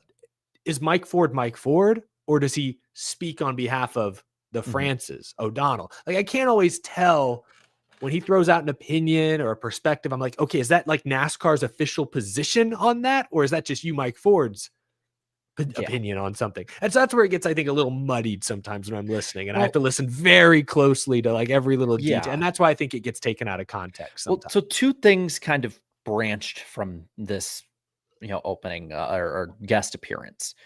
I like the first one was the everyone started running with, they were in a conversation and it was like 2-3 different people talking all at once. And it was like, he was trying to answer a question, I think from Freddie Kraft. And then Tommy Baldwin was talking over them and talking about doing, as they're talking about rewarding the regular season champion if we do a playoff and all of that, and that they would start with the lead. And I think that was said, like they would start with the lead or would start with a ton of points. And he said, yeah, that's probably what they're going to do. As Tommy Baldwin is saying, yeah, 32 race regular season and then a 4 race playoff. And he goes, aha, like that. And they just like put it on social media. It goes everywhere. I don't think he was saying that's what they're going to do. I still don't think that they have a plan of what they're going to do. I think they just have options. I wouldn't be surprised if that's on the table. I personally don't like it. I think it would just piss off both parties more than a lot of others would. Like the pro playoff crowd doesn't have a lot of the excitement that they would want. And it's very short. I mean, I guess we're following the NFL and going to a 4-week playoff. And then the full 36 crowd is going to be like, well, we're already almost all the way there. Like, what's 4 more weeks at this point? So like, I don't think as much as I would think it'd actually be better than what we have now, I don't think it would be received better than what we have now, or than like a 3-3-4. So, yeah, I don't know. Yeah, no. So first off, I agree with you. I don't think Ford was, and I saw some of his tweets after the fact. He was not trying to say, 32 and then a 4 race round. That's not what he was saying. He was not endorsing that or suggesting that was like on the table or one of the leading formats. He was referring more to how points reset and such in general. So I agree with you there. There was no confirmation by any means of even though Kenny Wallace said it was confirmed. Did you see that? Oh, did he? He put out this week, NASCAR just announced the new format. And he goes, they're doing this for a reason. This is the format and they're getting you ready. And I'm like, Kenny, come on. I love Kenny, but he can be light on details sometimes. It was very light. And I agree that 32-4 format. I think it's a little better than what we have now, but I think it's going to take time to convince the fans of that if they were to go that route. I think you're kind of what you just said is pretty accurate. Yeah, I don't know. It sounded like the possibility of a 36 race full season format is still pretty unlikely. Mm-hmm. So I think that putting that message out there is honestly important at this rate. Is, I think for a week or two there, everyone on social media was convinced it was happening. And since it's probably not going to and never was, I think it's fair for NASCAR to sort of like I did see Bob ease people into that. Like what did Bob say? So Bob had said that more than likely there'd be some sort of elimination or one cutoff or something, whether it's a 10 race or long season, and then have 3, 4, or 5 race round if they were to go that direction. He did say a 36 race championship would now be a mild surprise, which I was like, okay, it's unlikely, but it's still out there. I think simplifying it. I'll take mild surprise. Mild's a good flavor of Taco Bell sauce. The more and more I think about it, obviously I have my preferences, but I'm trying to think of what's best for the sport broadly at this point, because that's what I care about. I've sunk a lot of my life and energy into this sport, and I want to see it do well, because if it does well, I do well, and we can all have fun doing this show, hopefully for another 30, 40 years to come. The three of us would like that, wouldn't we? So I want what's best for the sport. I want the sport to be in a healthy place. And the more and more I think about it, I come around to, 36 races might be the best way to go. Could be, for sure. But let's say they keep a form of playoffs. The fewer eliminations, the better. I think simplifying it, less resets that change the narrative one week to the next, the better. What that ultimately looks like, if that turns into like, hey, we'll do 30 races and then we'll just have like the top 8 go at it for 6. Maybe that's it. Maybe that's a compromise. I don't know. I still, and the one part, because I don't want to spend too much time on this, I'll let you go. The one thing that I've heard NASCAR, I think O'Donnell said it, and I don't know if Mike Ford said, but I know O'Donnell suggested that like playoff points are a barrier to entry to the average fan. That's confusing that we have 2 separate points. That's 100% correct.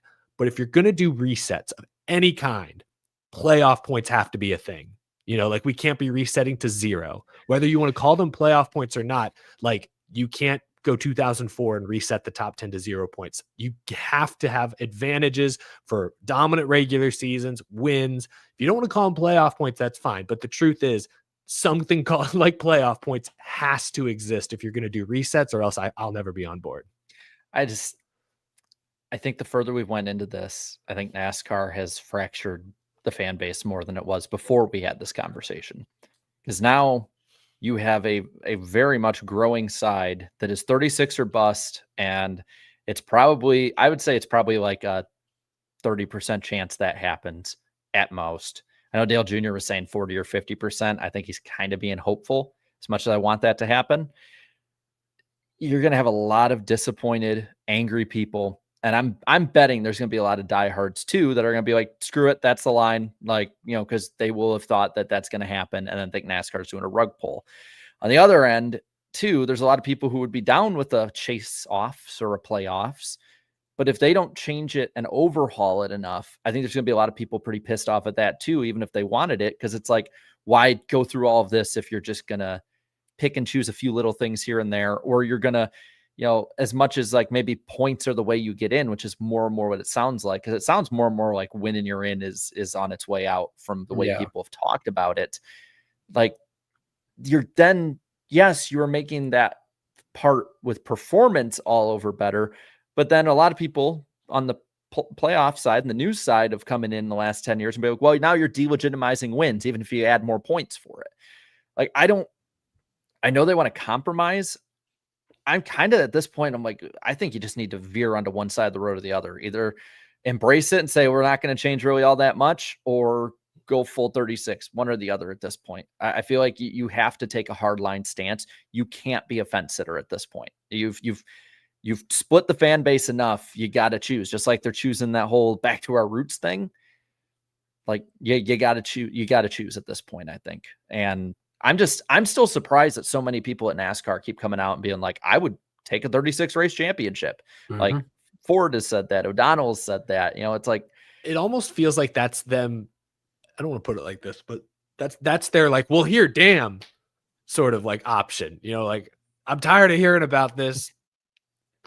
Just take it. I've held for a while. I think a lot of people at NASCAR would be for that. It's just interests back and forth, whether it be teams, TV. I do think tracks have a say. Like I think there is industry. I think there's a lot in the industry that still like a form of playoffs to some extent for various reasons. There's reasons I like a form of playoffs for sure. But yeah, we'll see. I just think there's some like a Mike Ford, bringing him back into this because he brought it up on the show, who's very much tuned into social media. He has to see the back and forth, the outcry every single day. He's in the well, here, damn camp. Just give him 36. I'm done. Whatever they choose, if it's on a hard line stance, I think we're going to keep having this debate next year. Like if we do a 32-4, or we do a 5-5, a 4-6, or whatever the splits are going to be. Mm-hmm. People are still going to criticize it, and I think we're going to have this conversation all over again in like 2030, 2031. Like probably at the end of the next TV deal. You're right. You got to make a hard line stance. You have to be like, this is what we're doing. We're sticking with it for like 10 to 15 years. Deal with it. Here we go. Whether that's a playoff, whether that's a chase, whether that's full season, like you can't keep hemming and hawing, because then you're just going to piss off and fracture the base more and more. You have to start unifying the base at some point. I love hemming and hawing. Oh, I hem and haw all the time. Danny, you know what I'm talking about, right? Hem and hawing sounds very fun. You know what sounds a little more fun than that? What? The fun segments. Oh, shoot. It's that time of the night. It's that time. Guess what time it is? It's time for predictions. Yeah, so that's right. Get into the predictions here. Each host will make 2 NASCAR motorsports or show-related predictions. Predictions are kept track each week in our accountability session. We ask that you please keep predictions relatively concise and within a few years' time. All right. Accountability time. Oh. Yeah. Danny, it wasn't good for me. Yeah, you said Kyle Busch would get a top 10 finish in the last 5 races this year. He did. You also said that you would attend a race won by Alex Bowman in 2025. You told me to wait a few weeks, and if I didn't hear anything back from you, you weren't going to any of the last few I'm not going any more races this year. You said NASCAR 25 be advertised on a race car before it's released. I did not see it. If it was, we can change this. Missed opportunity. That's surprising. And this one should have come off the board last week. Harrison Burton will advance to the round of 8. So doing a little cleanup there. Eric, pretty good week. You said rain tires would not be used at intermediates in 2025. There's been, we don't count. It's been a dry season. Knock on wood, I don't think there's been a single postponement. No, I don't think so. Not to the next day, no. Christopher Bell will be above the cut line after Las Vegas. He is. Heck yeah. Toyota would sleep the weekend. They did. Oh, I can't believe that. Oh, holy crap. I forgot I predicted that. I mean, it was only 2 races, but still. You did say JRM would make a second Cup start. I think you're assuming Talladega on that one more than likely, but there's been no news. I'm doubting they've already put in the entry lists, by the way. They do the entry list usually like 2 weeks in advance for each race. So I doubt they're going to do the finale. That Kyle. Why'd you have to take the Junior Motorsports one off this week? You couldn't have just given me a 3 for 4. You had to make it a 3 for 5. You could have waited 2 weeks to take. I mean, hey, he took one of mine away early, so. You said Kyle Busch would not get a top 10 the rest of 2025. That's fine. He did. Nice. Then for me, I said in 24 or 25, there'd be a car or truck sponsored by the Prime shows, either Has Been Hotel or The Boys.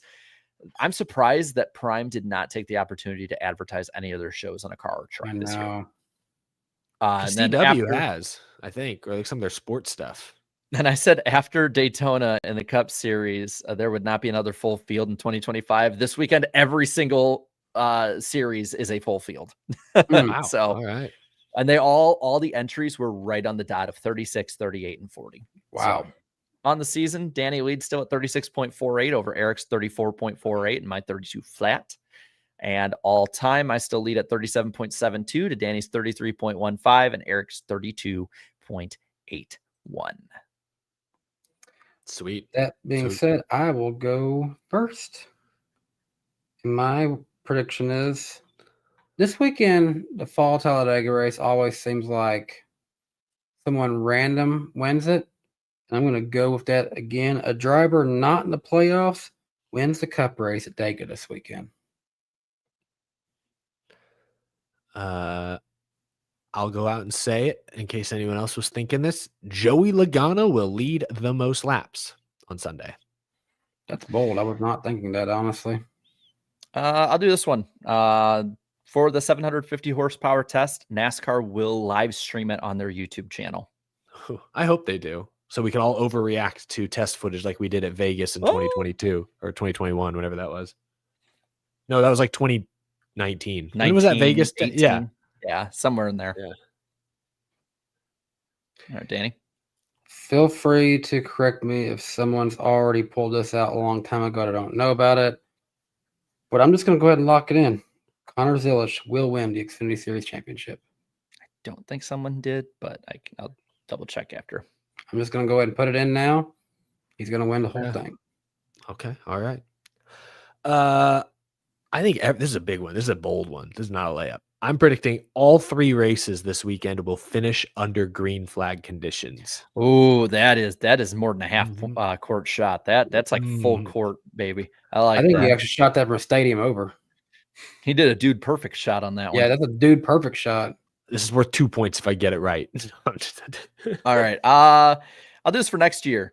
I don't think this is a layup either. Ram will get 2 or more wins in the Truck Series in 2026. Oh, already making Ram predictions. Wow. I got to get ahead of it. And real quick, I'll be right back so we can probably go in the next segment. Okay, bye. Okay. Love you, bye. We can't really go on the next segment because that's random driver of the week. We'll save random driver. So I guess we can jump into our Talladega preview if you want to start. Oh, yeah. We're actually going to hold on to random driver of the week because we don't have Jarrett anyway. So we'll just move on. We're going to make his picks for him. Okay, so cool. Yeah. Oh, Cole Custer. Right. Actually, Cole Custer almost won Daytona. Let's give him Cody Ware. Shoot, Cody Ware was good at Talladega in the spring. Just kidding. Actually, going into Talladega this weekend, Austin Hill will be racing the 33 RCR Cup car. JJ Yaley will be in a number 7 truck for Spire. Big. Frankie Muniz returns to the Truck Series in number 33 truck. Parker Kligerman will be back in number 75 truck this weekend. The Cup race name is the Yellowwood 500. It's a 188 lap race. It's broken up into 60 laps in stage 1 and 2, 68 laps in stage number 3. And this race is scheduled to start at 2:00 p.m. Eastern time on Sunday. You can catch this race on NBC and the NBC Sports app. You can also listen to it on MRN and Sirius XM radio. The weather for Sunday is going to be 76 degrees. Scattered thunderstorms in the morning. They're supposed to end by about 1 p.m. local time. It is a 65% chance of rain that day. The defending winner of this race, Ricky Stenhouse Jr. Ooh. The Xfinity Series race is the United Rentals 250.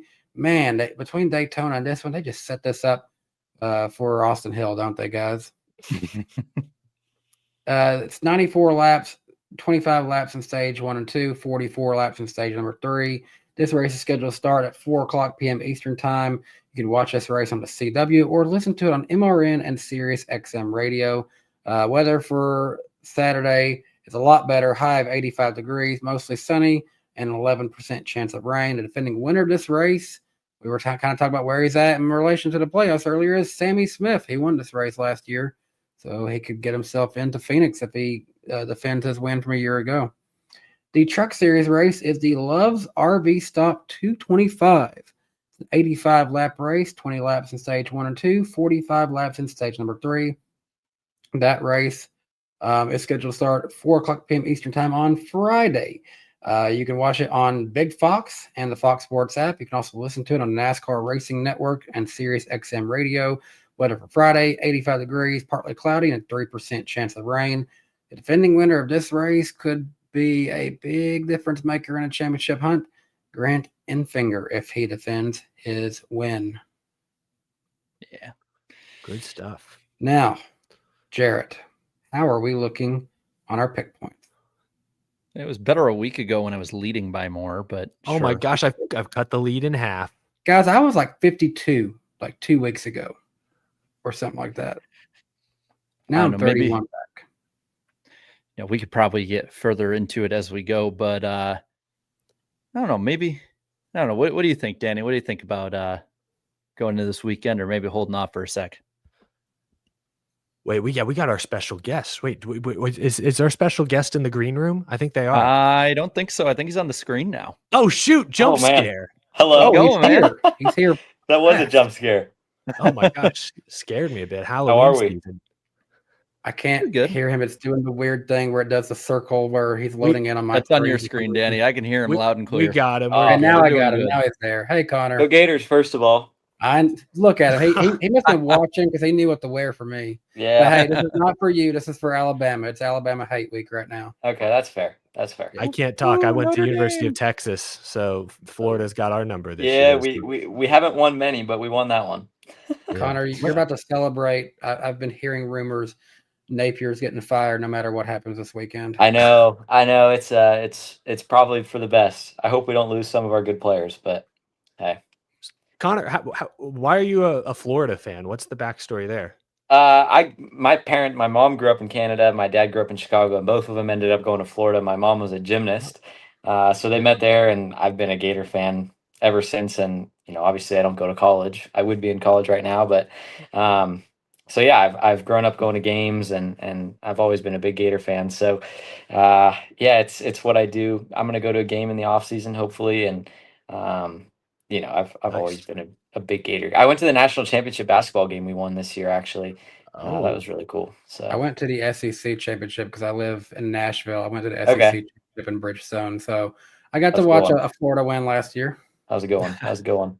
That's awesome. Well, chat's going crazy. A lot of they call themselves Zillbillies. Are you aware of that nickname for your fan base? I've seen it. Yeah, it's I need to find a way to do some sort of merchandise or something A with the t-shirt. nickname Zilly. Christian Espinoza, I don't know if you guys know Christian, but he's on Oh, yeah. Twitter and Yeah. TikTok, but he made a Zilly Dilly flag, like the Bud Light Yes. saying Zilly That's or a good Dilly one. Dilly. So it was a good one. 10 But years ago. obviously I'm not 21, so I don't know how or if I could sell that.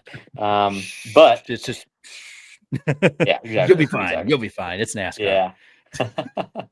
That's fun. Well, we Well, thanks appreciate you for, jumping on here for a few minutes. Danny, yeah, yeah, Yes, you go it's a ahead. pleasure. Thanks for hopping on. Well, it's ironically we were just actually getting into the part where we were almost about to give our race picks. Should we wait on that, guys, or what do we want to do on that? We can wait on that. We can Yeah. wait on that for a bit. Yeah, Connor, how do you we feel don't want you about? to influence our Xfinity picks or anything right now. But how do you feel going back to Talladega? Obviously, I mean, almost won the race last time, but we know how that ended. So, like, where's your mindset at heading back there in a playoff race? Yeah, I'm excited, honestly. It doesn't really sit in the back of my mind. Like as a race car driver, it's tough to let that stuff sink in, but I'm honestly more excited to go back and try and redeem myself. It's been a long time since then, and I haven't finished outside of the top 5 since that race. So I do have a streak that I have to keep up, and That's my team has reminded me of that. So I'm excited for it. It's such a, I mean, Talladega is Talladega. Like you don't even have to explain it. So I always love going there, and I'm gonna stay Saturday night and try and enjoy the fan scene a little bit while I still can on a Saturday night, and it's gonna be good. I'm excited. The JRM cars have definitely made improvements this year on the speedways, and we've inched closer to the RCR cars, and I feel like we're able to at least shake it up a little bit and compete. And we've led a lot of laps at the speedways this year, so it's been a step in the right direction. But still, it's always a toss up, and you got to put yourself in the right spot, and doing that can be tough sometimes. Yeah. I gotta ask, is there like pressure when you have this streak this long? Like you're basically doing a Thunder 04 career mode string of finishes at this point. Like, is there a pressure like, okay, we got to finish, top 2 and second is not an option? Yeah, I mean, no, I hold myself to a high standard, so I expect it out of myself. But if we were to run bad, I wouldn't, it wouldn't kill me. Obviously, this weekend, you obviously saw how excited I was to finish second on the radio. So there's times where it eats me up that I feel like I have a chance to win a race and I don't. But going to Talladega, it's like I can't put pressure on myself to go finish top 2. But at places that I know that I'm capable, and I know that I'm able to do it, and my cars are always good enough to do it.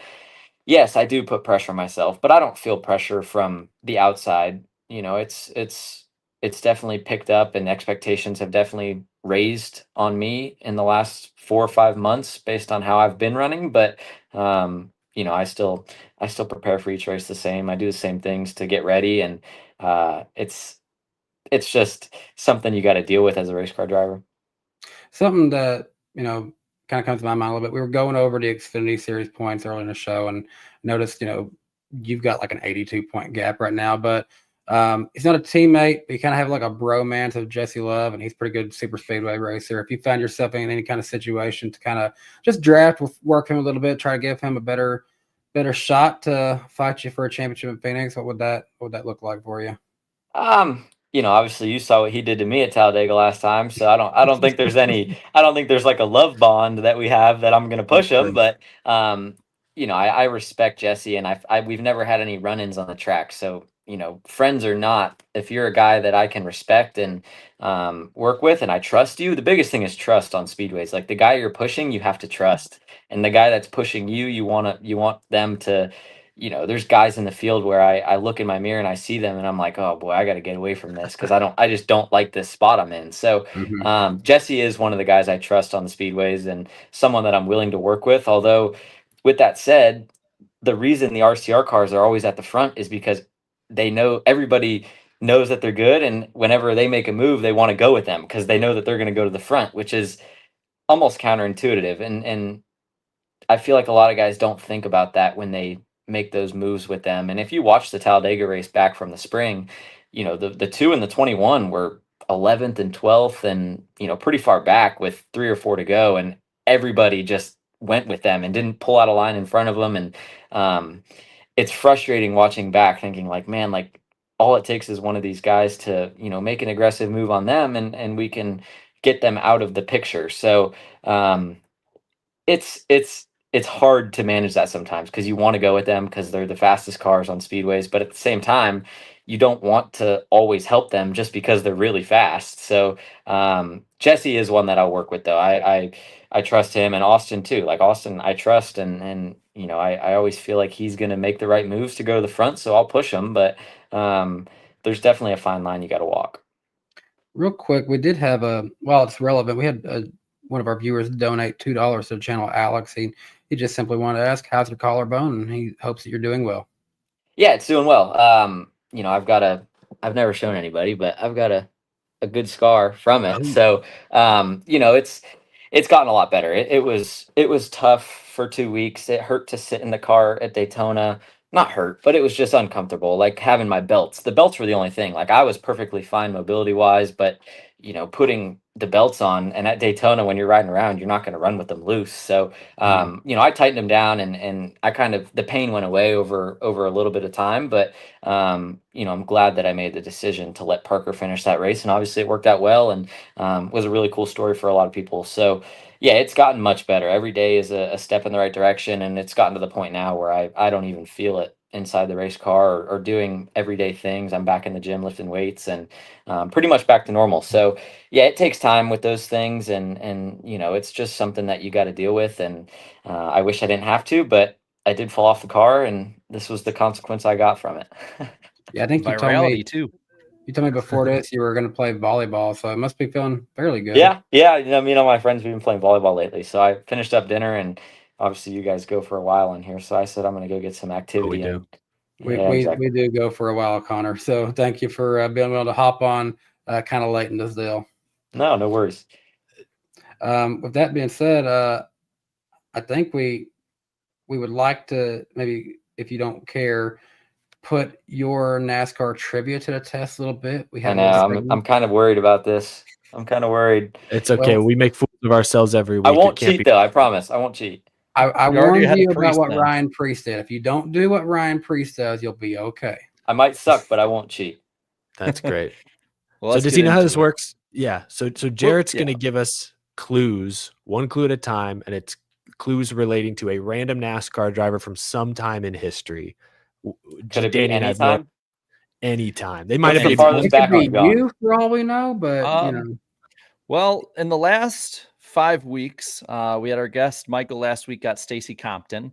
5 weeks ago, Danny got Sterling Marlin, and then Eric had a three-peat going as my light goes out with BJ McLeod, Bob Flock, and Rich Bickle. Oh my gosh, I'm so. Yeah, so this is some I'm tough Now you ones. get an idea of the I'm kind of cooked. range we can be looking at Okay. here. Well, let's see how this goes. And- All right, Jared, hit us. Yeah, Eric leads the series all time with Danny 32-29. So bragging rights. Heck yeah.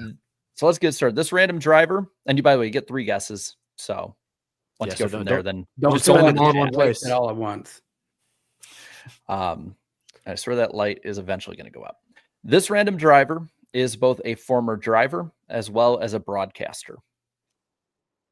That's a pretty good for a first hint. That's one of the best Yeah. first hints we've gotten. Okay, all right. This random driver hails from Massachusetts. That makes it a little harder. I've never been to Massachusetts. Neither have I. This random driver in high school and college played soccer, tennis, and varsity lacrosse. At the University of Florida. I won't say. Didn't play volleyball. That's a hint. This random driver started racing at the age of 7 and quarter midgets and started their pro racing career in the world of outlaws while also at the same time attending college for engineering. Where? I'm not giving it away. It wouldn't matter. And I now wouldn't know. Okay. This random Wait, hold driver, on. I'll throw a name out there. Ryan Newman. Ryan Newman. He's got is an the engineering guest. degree. Yes, he does. Oh, he's from Indiana. That was a stupid Yes, guess. he is. He's also never once been a broadcaster, Eric. Oh, I figured he'd been on TV at least once. Okay. All right. Does All right, broadcaster mean he could have done like a one race fill in? Yeah, Ooh, that's a probably. good idea. Maybe, technically. Oh, Jared. Yeah, I'm not giving it away just yet. This random driver was the 2003 Knoxville Nationals Rookie of the Year. Okay, so that definitely is not right. Newman. If it makes y'all feel better, this is one of the few weeks the chat actually hasn't got it yet. That makes me feel worse, actually. 'Cause if Yeah, they that haven't does gotten it, make- what well, chance do we have? This random driver won an opportunity to drive in Ford's driver development program. Was this that like Roush game show or Gong something? show, yeah. I don't think it was Oh. that one. It might have been, but I don't think it was. No, I think that was later on. I think that. Well, I don't know. I have You no say you clue. don't know your NASCAR trivia. Mhm. This random driver had to sit out much of their second ARCA season due to breaking ribs in a wreck at Dover. Collarbone was Ouch. intact, though. Just rubbing it in. Sorry. Come on. Gosh, I feel so stupid. I'm lost. I had to dig deep. No, for I'm this one as lost. I'm well. just lost on this one. I'm gonna need Jared to Like- like be like Like, name I'm rhymes very- with. I'm very weak of random ARCA injuries here. Yeah, I can't We'll- say I've we'll- studied. We'll start ramping it up a little bit. This random driver did have 3 second place finishes in ARCA and a career high truck finish of 14th at Daytona Oh, in 2008. come That was their on. best- I their am best not truck getting this. finish? I was 2. How am I supposed to? Jeez, I was like 11 or 12, I think. Yeah, starting to feel old. Is there gray in that beard yet, Jared? Actually, there is. Oh, no. You have a baby and gray hairs just start appearing. Guys, I am my literally 30 and I ain't even got gray in here yet. Oh, Meanwhile, man. I'm going full, I don't know, salt and pepper, but maybe salt and paprika at this point with it being red. This random driver's career high Xfinity finish was 19th at Gateway. This was in 2006, though. It's a year out. So we all remember that well. Yeah. Oh, I do. I remember it vividly. This random driver never made a Cup Series start, though. I remember being in the hospital in 2006 and watching that gateway race when I was born. Oh yeah. I just don't remember, who remember finished seeing- 19th. I remember seeing Cars the day it came out Mhm. in 2006. Yeah. I'm gonna throw out a name. I don't even know if I'm getting the name right. Is it like Todd Cleaver? Is that a name? Cleaver. Todd Cleaver. How do you say it? Cleaver was Brutal. I would say a good guess in development program around that time. That's what I was thinking of, like the Ford stuff. There was so many people for Roush that didn't make it. You know. I swear it looks like there's a ghost in here the way this light's flashing. This random driver drove these numbers. Now, Connor, you are allowed to take notes if any point Oh if you gosh. want to. Yeah. I don't think it's going to help me. All right. The numbers driven in NASCAR, only NASCAR, were 05, 4, 6, 40, 43, 46, and 98. So shorter list this week. That's not a lot. Does that include ARCA? Don't think it. I think it does actually include ARCA. Gosh, that's not a lot. But some notable ones. 43 in there. I don't know if that's a cup number or No, there's no cup races. Oh yeah, that's right. No cup Yeah. races. Dang it. Listen, Eric. I'm not listening very well. That's Yeah, what was the one a few I weeks thought or Ryan month Newman was ago? from Massachusetts. That's on me. That's my bad. This random driver did drive Chevys and Fords, obviously being the Ford development program, but is most known for driving in Dodges. Has the chat gotten it? A few are starting to. I was going to say, by this point, they can look it up. Yeah. Yeah. I will say none of the four of us have ever tweeted, I think, at or about this random driver. Jared's always like digging through our Twitters. It's kind of feels like an invasion of privacy, even though it's all public. I only look up the random driver stuff. I don't do any. I would have been. further from there. I would have been highly impressed if none of the hosts tweeted about it, but Connor somehow did. Yeah. Man, I was just watching the 2008 Daytona truck race, and man, he had a good run to 14th. This random driver. How many more clues are left, Jarrett? Have you guys ever not gotten it? Yeah, I've that's happened a beat few them times. 6 times, but over 2 years. So Not today. I think I have like 6 or 7 left. Okay. They'll start Did getting you do more. that on purpose? Did you do that I didn't even think about that. Hey, I've been told since having a kid I'm reaching unk status now. You think I purposely did that? I have to ask this since you're here, Connor. Have you seen the people who think that you look just like the 6'7" kid? I've gotten tagged in it, I think, once or twice, but why is there a group of people that think I look like I've him? just seen a fair amount on NASCAR Twitter say you look like him for some reason. Yeah, I've gotten it. I didn't know there I was see a it. kid. I don't know the origins of this meme. Yeah, Unk. I feel Eric so is old. unk. Yeah. I'll check my beard for gray after the show. Let's see. This random driver once nearly had a show about them on Speed called Dirt to Diamonds. There was a pilot made, but it was then canceled. I believe it was in 2012. Dirt to diamonds. This is like a baseball movie. What are we doing? Yeah, here? like we're going from dirt racing to baseball. Supply a car and they will come. This random driver actually today co-hosts a show on MRN. Since 2015, the show has been on MRN, so it's been there for a while. Oh man. It rolls out Dave Moody, doesn't it? World of Outlaws superstar Dave Moody. I couldn't even name 3 MRN. I guess I Yeah. could name 3. I could name like the play-by-play, the radio broadcast. I don't listen to their weekly shows. You want the Yeah. name of the show? I don't know. Just keep Sure. going, Jared. We got to get this. That'll be our Wing last Nation. sin. Wing Nation. Oh, that does Oh, not so help. it's Oh. I know No. of the show. I don't think I've listened to it though. Okay, give us another one. All right. Danny B has actually made, in part, not a full video, but in part, a video about this random driver.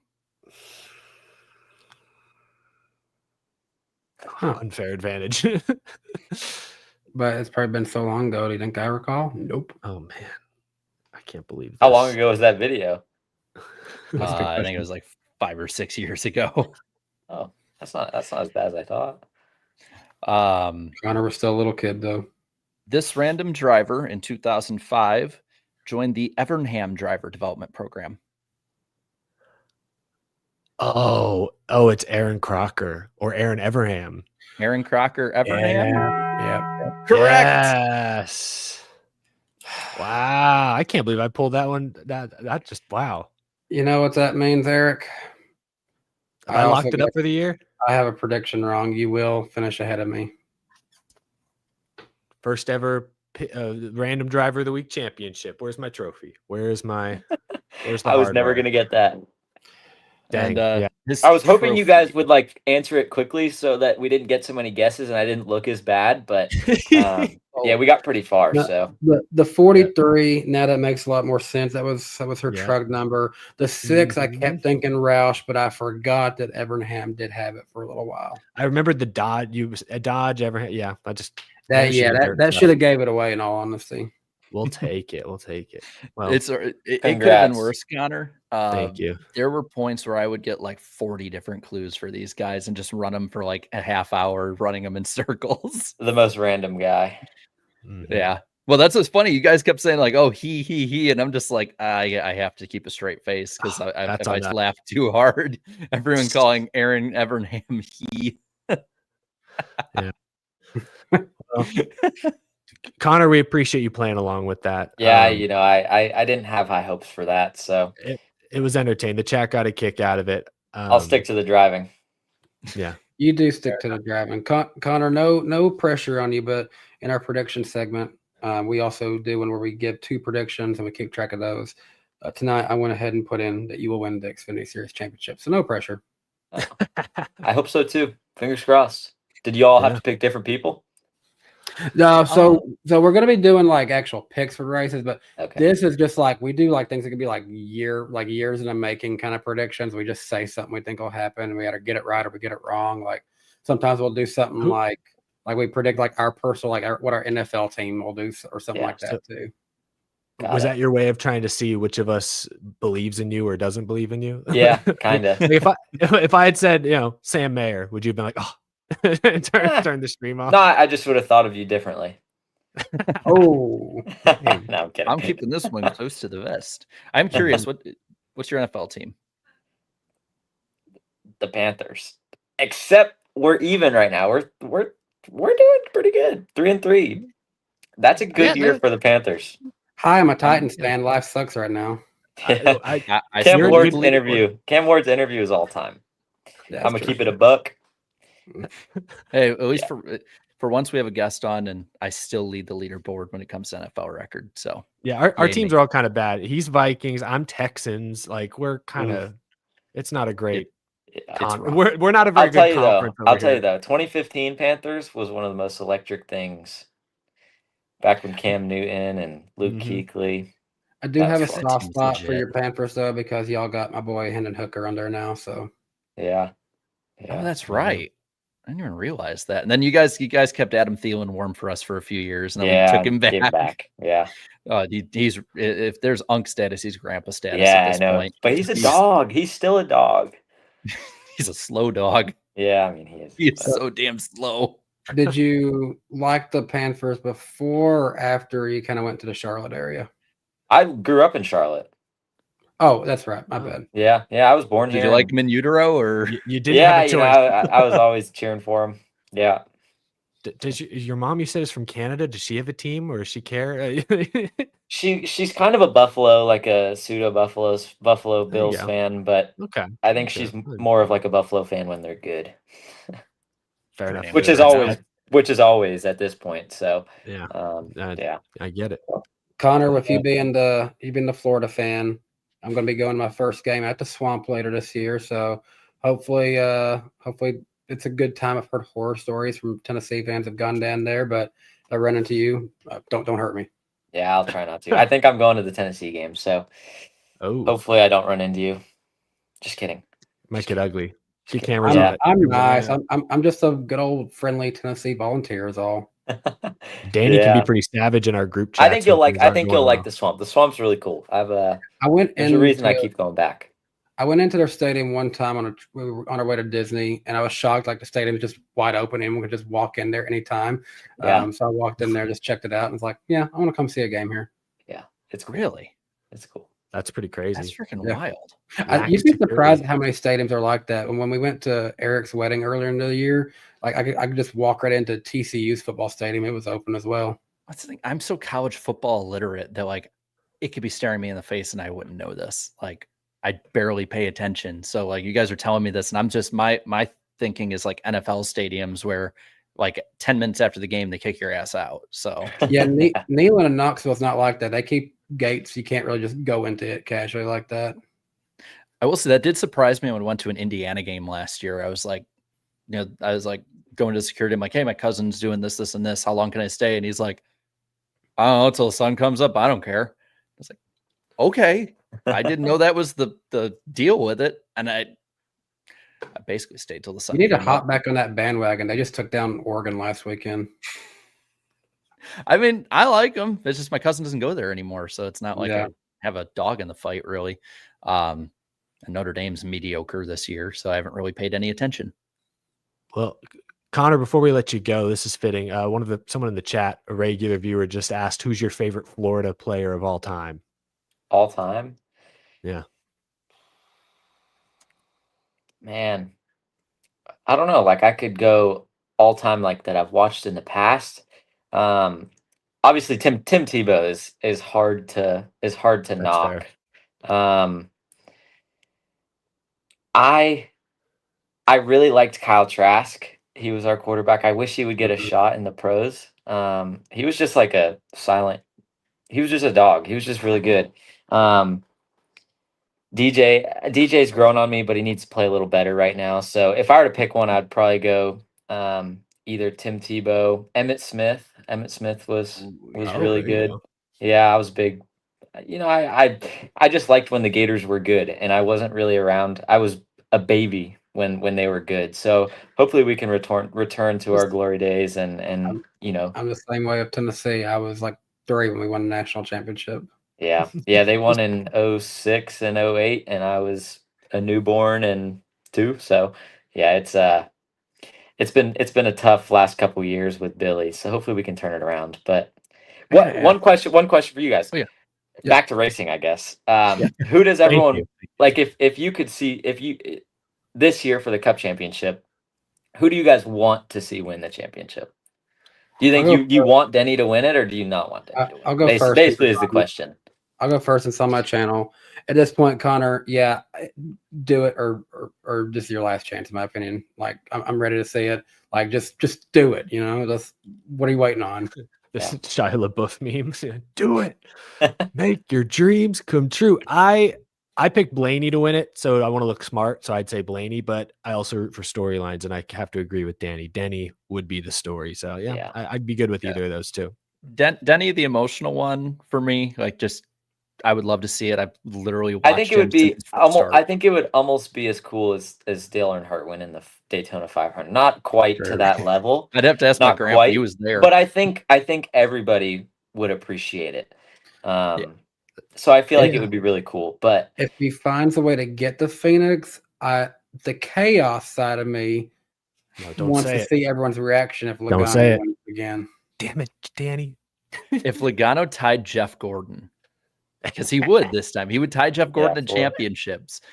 Twitter would be glorious to just go on and just doom scroll all day long. I could probably make an hour-long compilation of everyone's reactions of him tying Jeff Gordon, and it would be the greatest troll job ever because I don't even have to do a damn thing. I just put it what everyone else says. Like I don't even have to say I don't have to say a thing. Joey would say it, and then he would probably get up on the stage and be like, "How about them playoffs?" You know he would. He would rub it in their faces. But real quick, one last thing on the football front. That time that Florida was really good. Was that when Percy Harvin was on the team? Yes. Percy. Okay. Yeah, Percy was around back then, I'm pretty sure. Yeah, he was so fast. He was there from 06 to 08. Yeah, I'm a huge Vikings fan, and we loved him because we had him on the team. Yeah, the kick returns and oh my gosh, Percy. Dude, I got to see them and AP and Favre all in person when they all were amazing, and it was just insane how fast they were. Yeah, like it was like a blur watching him just run up and down the field, left and right. I think he might have had a kick return in that game. I can't remember. It's been 16, 17 years, but yeah, I was just thinking, I'm like, he had to have been on one or all of those teams. Do you think Chase Elliott's going to win most popular driver? I don't know. Denny will give him a run for his money. You think this is the year it changes? No, hell no. I think Shane Van Gisbergen's got the best shot at beating him. Yeah, with the whole entire country of New Zealand and Australia, I guess. I don't think he will. I just remember there was a year in baseball where the Blue Jays dominated all-star voting, and I thought that was so silly. I'll do a sponsor tie-in here for you. If Chase Elliott loses most popular driver this year, I will drink a can of Red Bull on every single podcast episode next year. I'll do it live on air. First 10 minutes, I'll down it. He already talks too much. I'm serious. I that's how sure I am. He'll win. All right. Connor, it's funny you bring this up. Actually, it's important to read a few of our super chats while they're relevant to having you on right now. West Virginia donated $1.99 to us, and they said, "Vote Jesse Love for most popular driver. # We are voting for Love." I don't even have a response. You know, the thing is, we got to beat Justin. So all the young folk splitting their votes for me and Jesse is killing our chance to beat Justin. So instead, you should just vote for me, so that way we can dethrone Justin, right? Now, guys, I'm just throwing this out here. Only one of these two, between Connor and Jesse, only one of these two is a proud supporter of the Southeastern Conference, which is what a lot of our audience would probably pull for in that division of things. Only one of these guys has appeared on the NASCAR Weekly podcast now. So I don't know what y'all are trying to answer for when we clearly have, a friend of the show here on of us now. Yeah. Get silly for Zillish. Yeah, I just was about to say, Ross Crash Stain says, "Don't be silly, vote for Zilly." Yeah, we got a slogan and everything. I like it. Let's make it happen. Make it happen. I wish I could, but one more thing. I won't word this the exact same way this person did, but Justin Drake, he's a very generous supporter of our show. He dropped in $19.99 to us, and he said he wanted to know if you had predicted the Gators losing to South Florida this season. He said that he thought that. Personally, I thought that would happen as well. Yeah, I did not predict that one. No, I especially because it was a home game. And it's funny, someone asked me at the beginning of the playoffs, they said, "How many playoff points would you give up for Florida to win the national championship?" And I said I would honestly give up somewhere between 5 to 7 playoff points this year for them to win. That's how big of a fan I am. Like I just, man, it kills me that we are bad. And my mood on Saturdays is obviously very dependent on how I finish, but also dependent on if the Florida Gators win. So it's been tough this year. So if we see you going faster, it's likely motivated by anger of Billy Napier. Yeah, except it could be over after this weekend. And Marty, my crew chief, the last few weeks, I've been asking for score updates mid-race. Because all the races, obviously we always have to put the races and the game at the same time. So I've been trying to, I don't want to act unfocused in the car, but at the same time, it's on the back of my mind and I got to ask. So, yeah, it's been tough, but the Roval, we beat Texas and I won the race. So that was a great Saturday. That is a good weekend for you. That might be the most relatable thing. The most relatable thing I've ever heard from a NASCAR driver, that they're asking for football scores during the race. That would be me. I love it. We have you on to talk NASCAR and everything. And what do? Half the damn time we're putting you up in a game show that you're probably ill prepared for, and the other half are rubbing it in about your football team. We're gonna ask, like, how was that show you went on this week? All three of them are assholes. Like, that's for sure. Hey, I can't rub anything against him too much. He beat Texas, and so that means that Florida always beats any orange and white UT that comes in there for some reason. Mine included since 2003. But the last time I got to go to a Florida and Tennessee game was my senior year in 2016 when Tennessee won. So I'm hoping to bring that good luck with me. Yeah. Well, I hope to bring the good luck with me instead. I'm so damn out of the loop on all this. I'm like, I don't know. When's the last time my team has played yours? Yeah. Like, when's the last time Notre Dame and Florida played each other? And then I don't even know. I looked it up, and Florida State kept popping up instead of Florida. Yeah, I was gonna say I don't remember ever playing Notre Dame.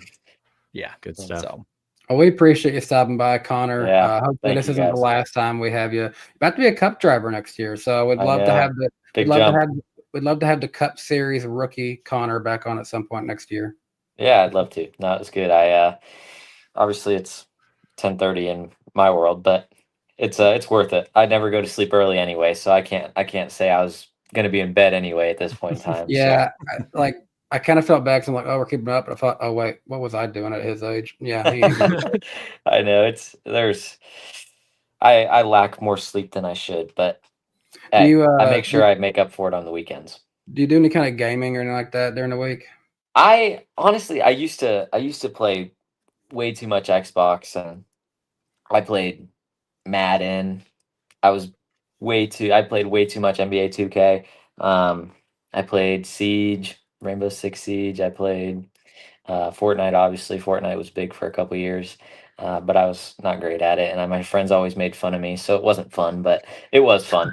And yeah, I used to play a lot, but recently I haven't as much. I don't know. I just kind of burned myself out of video games, and eventually, Absolutely. I have like those 2 week Minecraft spans where I'll go play Minecraft for 2 weeks straight all Minecraft is a day. relaxing game, though. It It is is. It cathartic. is.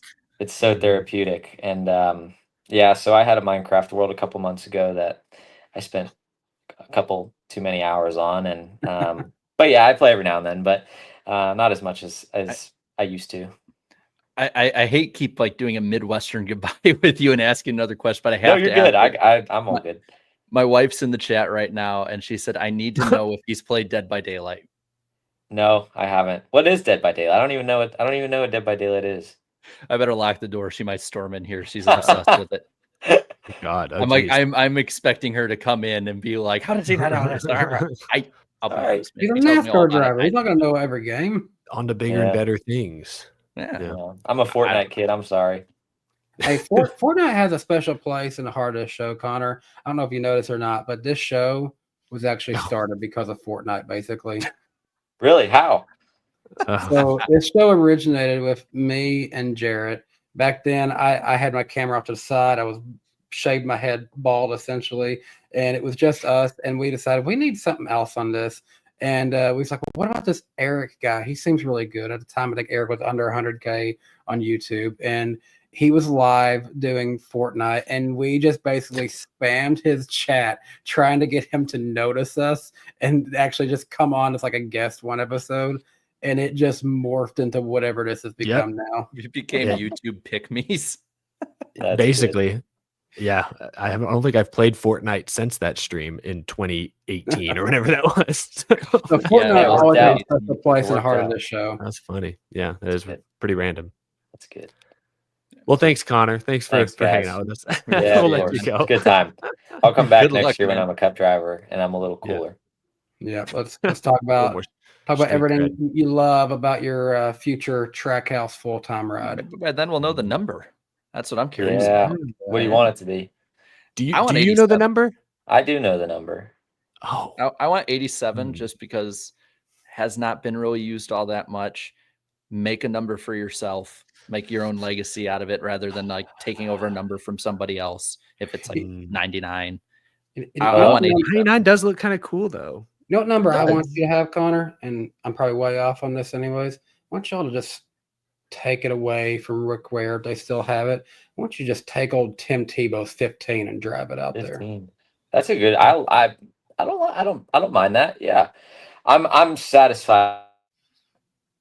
I'm excited. I think we're announcing it sometime in the coming weeks. So sometime soon. I got a text Cool. about we got to do some sort of, I don't know, deal, video, whatever to announce it soon. So Content. yeah. You Yeah, can see- exactly. You can see you do some kind of collaboration with your quarterback, DJ Lagway. He just signed an NIL deal with Red Bull, I saw. Yeah, I know it's cool. I'm pretty sure we were supposed to, but obviously it's been a down start to the year for them, so it didn't work out. But hopefully at some point I'll be able to. I should. You know, he's they know I'm a big Gator fan, and I've made that vocal, so hopefully it'll work out. Very nice. Yeah. Well, Connor, it's been fun. We appreciate you being Yeah. on here. We've got to get our picks in for this weekend, so we got to Have get fun. that. Take it easy. Thanks, guys. Have a good one. I Hey, appreciate it. Connor. Talk to Two you minutes. Thanks, man. Let- Oh, there he goes. Well, that Good was fun. stuff. I can actually update the title of the stream at some point, featuring Connor Zilisch instead of mystery guest now. I was about to say he might have been from the Charlotte area, but the way we're all going, we just did a full Midwestern goodbye for 15 We did. minutes. I know, there. right? That was fun But though. it was. I have to pee. I'll be right back. Sorry. Oh gosh. Well, we can go Make your through picks. while he's doing that.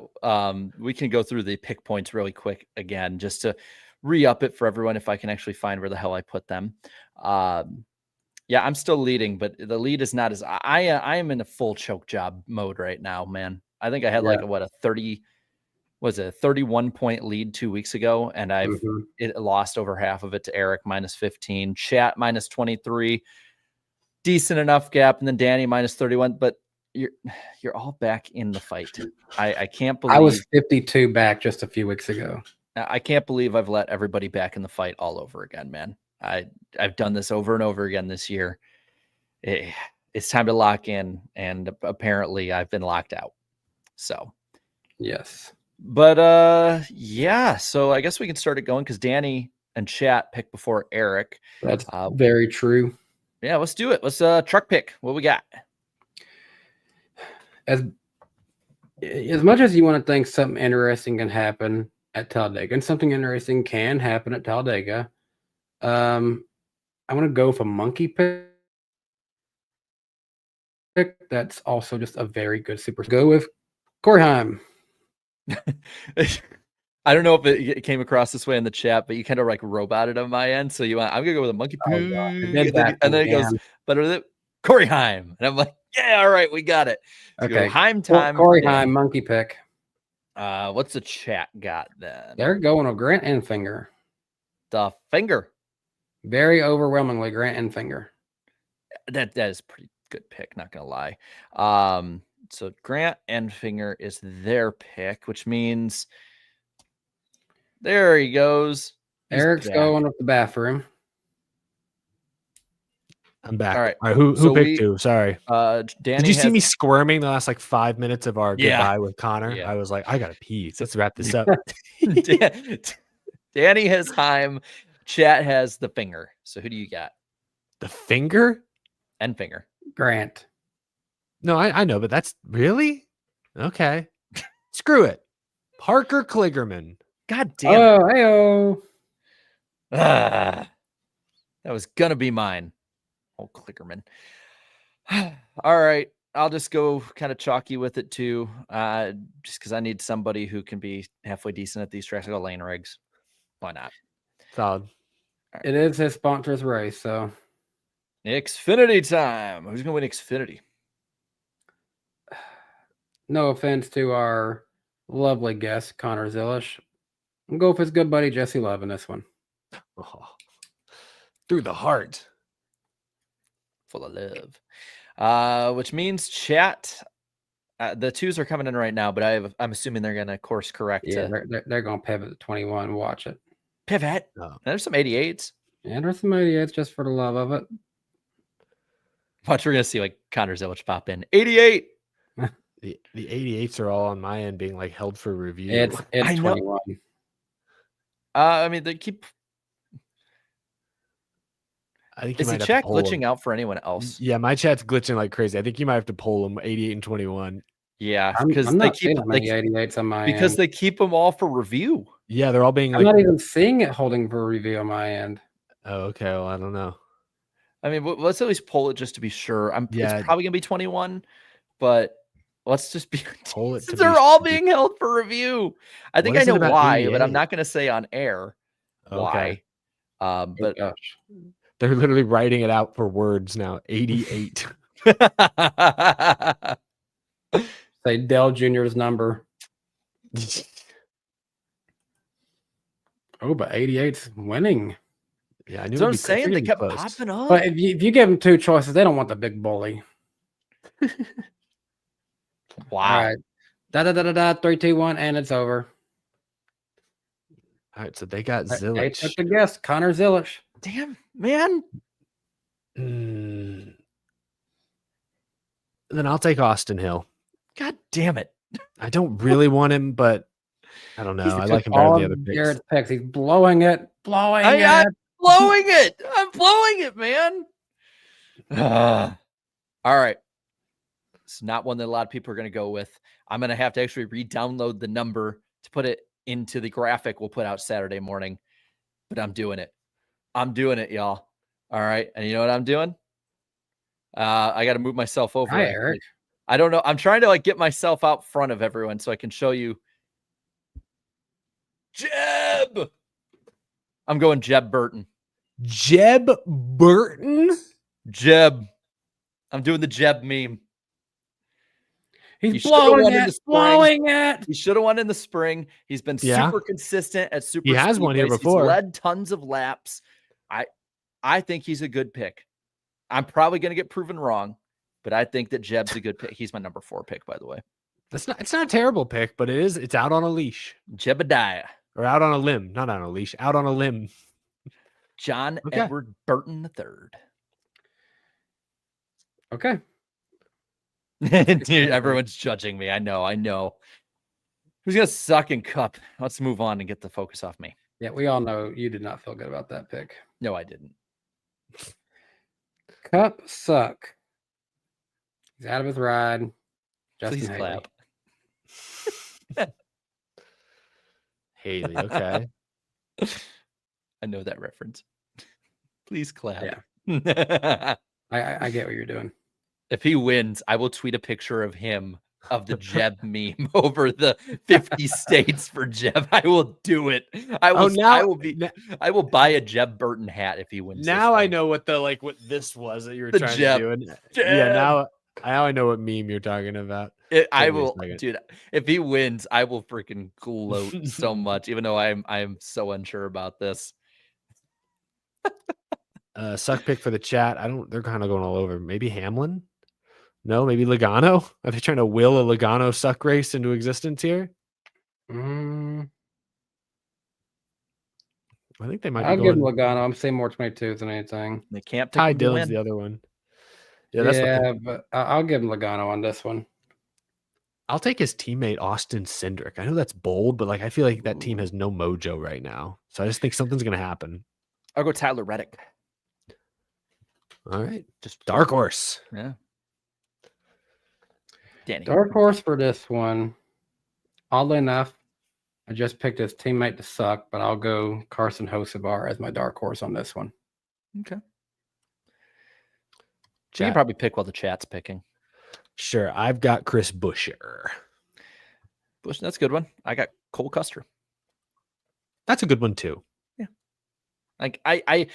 He was on the verge of my list to put for win, but I was like, I'm gonna use restraint. Gotta use restraint. Ask some others that Is the chat glitching on your end too? Now it looks normal.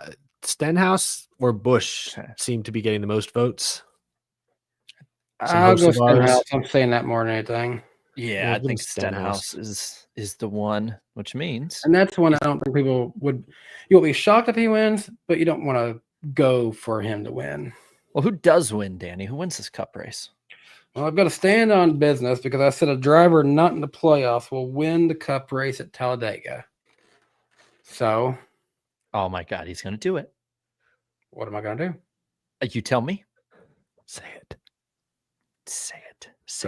Does this person drive a Chevy?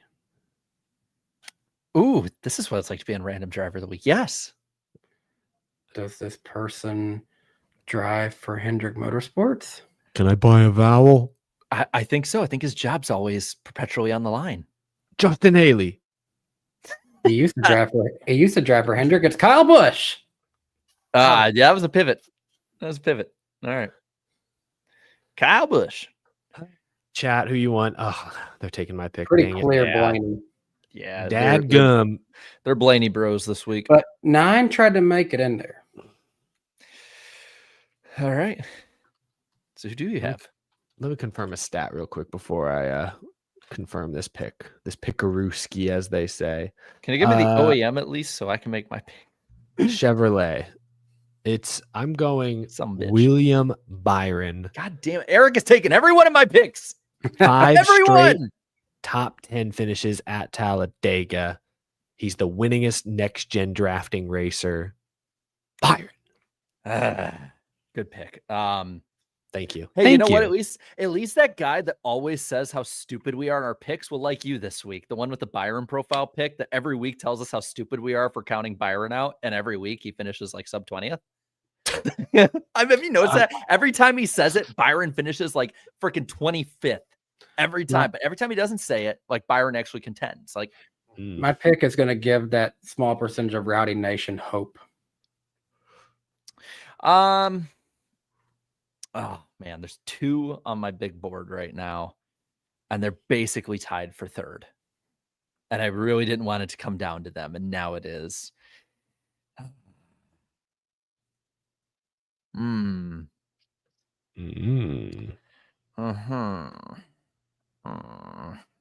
I did not want to pick between these 2.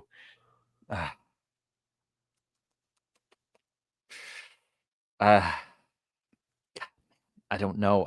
One, I'll tell you this: one's a Chevy and one's a Ford. If that makes it any better. Let's see, I went with Chevy. Eric went with Chevy. Chat went with the Chat Ford. went with Ford.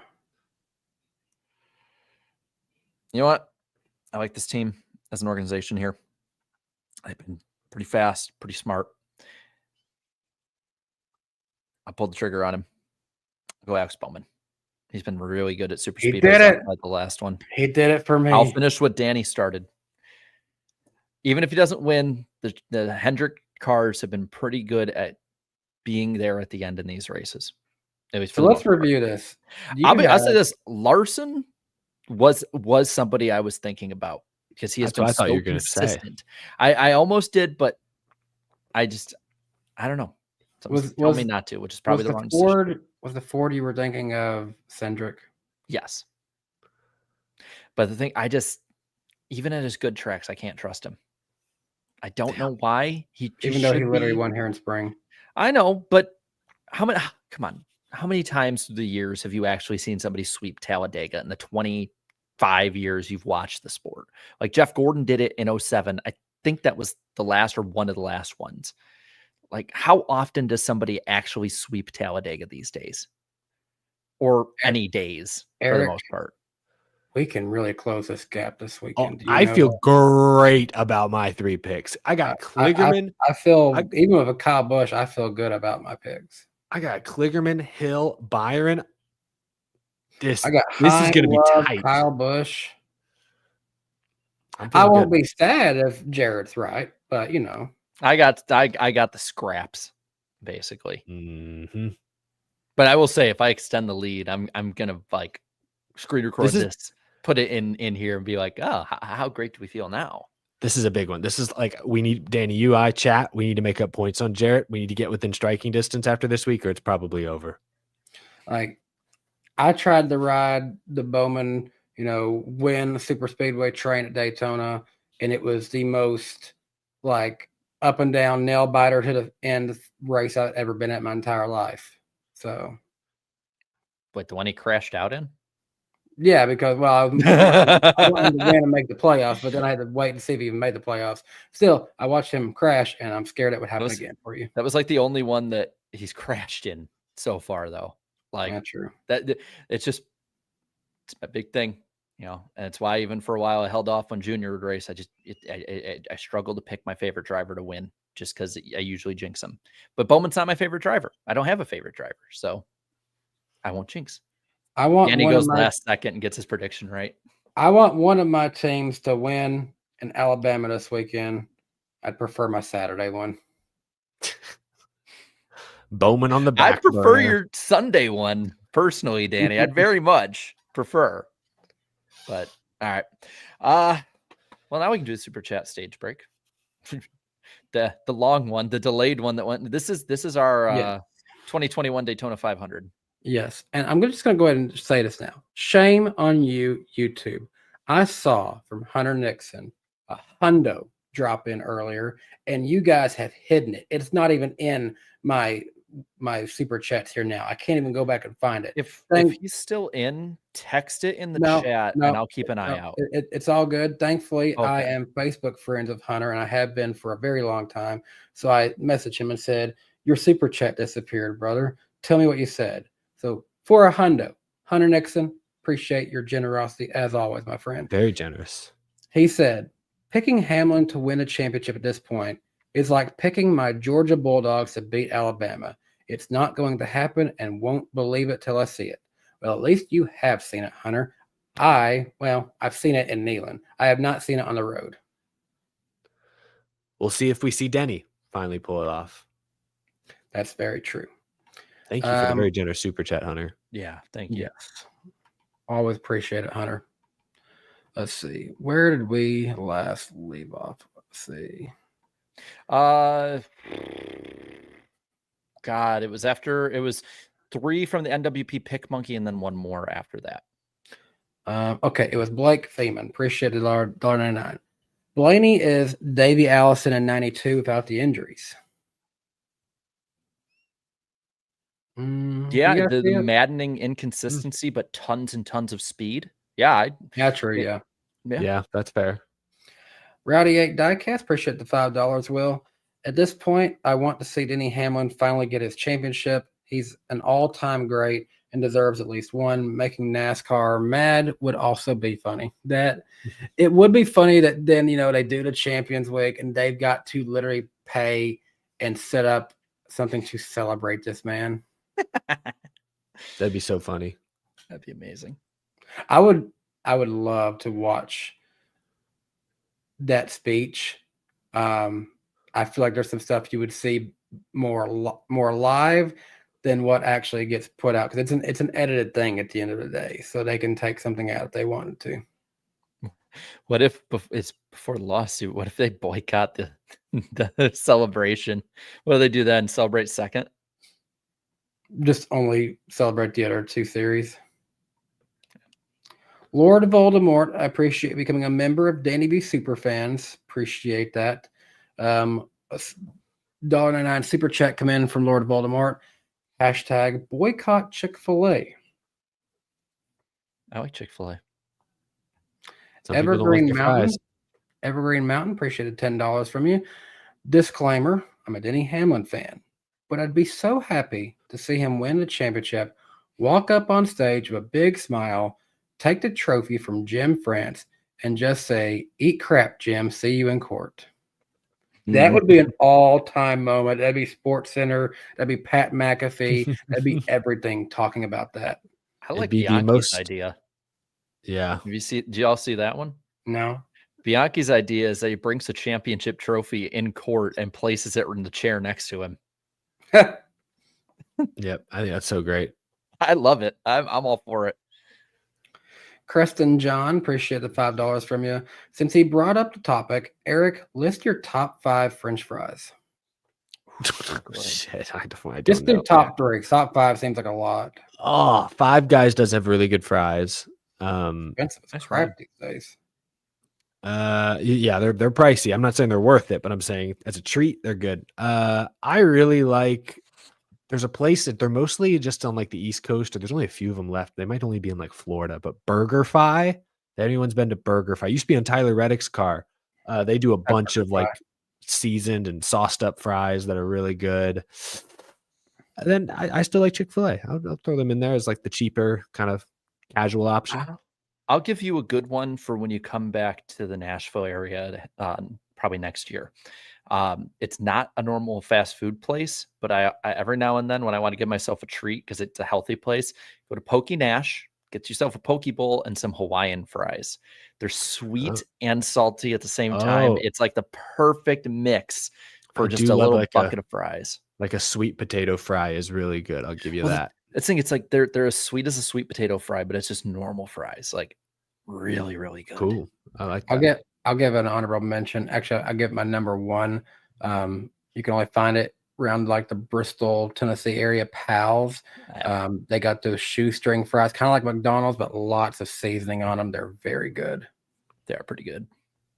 Mrs. Jar Jar Banks, appreciate $1.99 from you. Chris Rice, you son need to go. Hashtag Misa stands with 2311. Then her husband, Jar Jar Banks, appreciate $1.99 from you. Chris Rice, you so horrible human. Yikes. Hashtag keep Disa playoff. Bimaja, appreciate the $10 from you. If you guys could bring one sponsor to NASCAR that hasn't been in a sport before, that they've never been in, who would it be and why? Also, thoughts and prayers to the Doom family. Thanks for sharing that, Danny. Yes, thank you and appreciate. I saw a couple of familiar names on the GoFundMe, so appreciate those who did take time to go support the Doom family during this time. As far as a sponsor that has never been in NASCAR that I would love to see in NASCAR, that's an interesting question. Buc-ee's. That's a good one. I'll go with the fun one, and it's simply because of who they can bring to the track. I would love to see some tilted kilt girls on pit road. Tilted kilt car, I'd love it. Yeah. Put like Killian's on the side of it too, so you can have that like that nice like reddish, almost reddish purple color, the maroon color or whatever that they have on there, and like that'd be an awesome car, and some be like have it start next to a monster car. Be like the greatest row in grid history. Yeah. You know what? I'll say Costco. That'd be an interesting logo to see out there. I like the options people are putting out there. I stand at 2311 Carson. Appreciate a $9.99 from you. Hey, Eric, or hey, NWP. Eric, congrats on being the only host prediction on Hamlin making the Final Four in 2025. Also, good job on picking right driver at Las Vegas. Danny B. and Iceberg, what's wrong with your brains? Hey, I got the Almirola pick right. I'm leading the points. So just saying, I won the That's first one. old news. Really? That old? I mean, I don't think it's that old. What Like, have you done for me lately? You're coughing up like a 40-point lead. Put that away. It's a lead's a lead. All I need to do is win. Technically, I think I have the tiebreaker right now. We're going on a run of Carson here, actually. So appreciate another $9.99 from you. I think the lawsuit against NASCAR is the best thing that's happened in a sport. Anything to wake this boring sport up is fine with me. No stage yellows and no elimination races is a couple ways. In a way, they have needed a little bit of a wake up call from the business side of things, I feel. Sure. I stand at 2311 Carson. Once again, appreciate the $4.99 from you. I'm so happy Hamlin and Almirola swept the weekend for Joe Gibbs, and feel bad for saying this now. Zilisch, Larson, and Chevy had to settle for runner-ups. I bet he loved having our special guest. Yeah, I think he tuned out during that portion. Gordon, the big engine, once again with a 5 in honor of his buddy James, the big red engine. He says, it doesn't help that James, the red engine, is a playoff shill.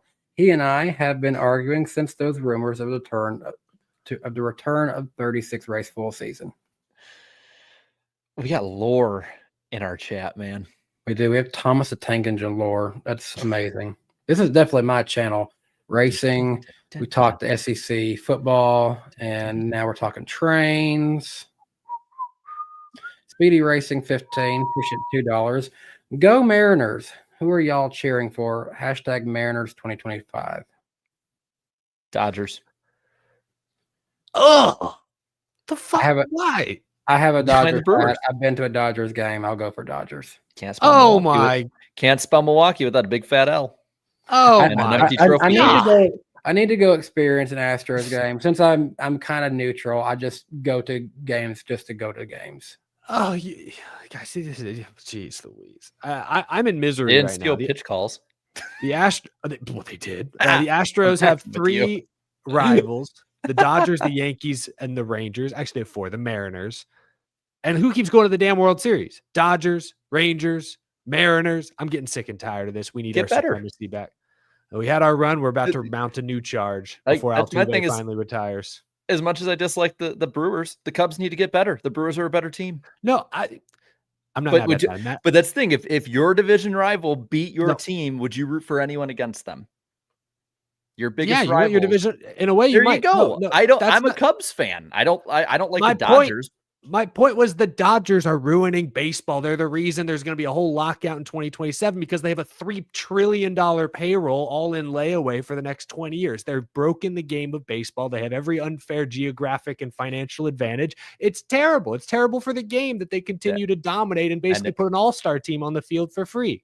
And is that So you can't is root that for the their Dodgers fault? if you're not. Is that Yeah, their fault? No, it- it's baseball's fault, just like NASCAR for managing the sport horribly. I'm not going to defend Rob Manfred. Don't get me wrong. But Like I'm just hell, I saying mean, the we can Dodgers make- have exploited every advantage. And so to root for them as two non-native Californians is blasphemy and has me wanting to turn this stream off. I am not rooting for a Milwaukee team.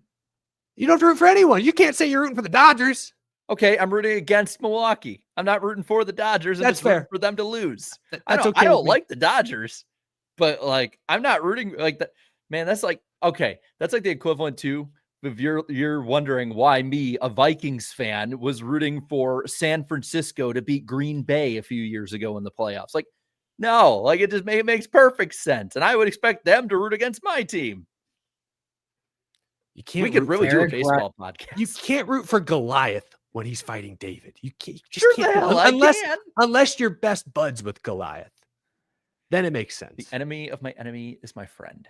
Eric right now is going to be me next week ranting about SEC referees and Alabama when they ultimately beat my team. Can't And root what for a did your team with a need to do? $2 billion better. payroll. I mean, we thought the same thing about Ohio State last year, but there's no rule against how much money they throw at people.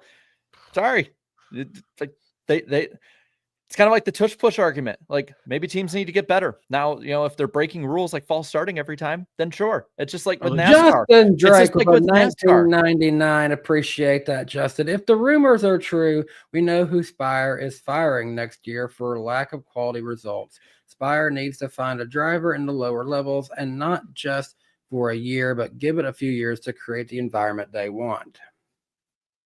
I think there's a very real chance if Suarez gets that seat that he's out after 1 year, and it'll be like the fourth different driver of that car in 4 years or something like that. Crazy. He would only have a long tenure at Trackhouse, and that would be all. Guys, we have a celebrity. Thomas the Tank Engine, $1.99. Wow. Cannot believe it. The big number one himself, guys. Hashtag Sodor. Hashtag Sodor stands with 2311 and FRM. Hashtag abolish the playoffs. Jeffrey King, appreciate the $4.99 from you. Could not watch live, but will tomorrow. Do y'all think more points for wins and podiums would award consistency and winning dominance no matter format? Yes. I don't know about awarding all that for the podiums. I mean, I get it, but I don't know if they'll do that per se, but the wins for sure. I think we should wait the top more, and I don't think that anyone should score as many or more points in the winner. I think that point systems like the Latford system and this are fundamentally broken when the winner is not rewarded the most. Yep. And this is coming from a full season shill, if you will. Speedy Racing 15, appreciate $2 from you. This is the best podcast ever. Thank you. Appreciate that, Speedy.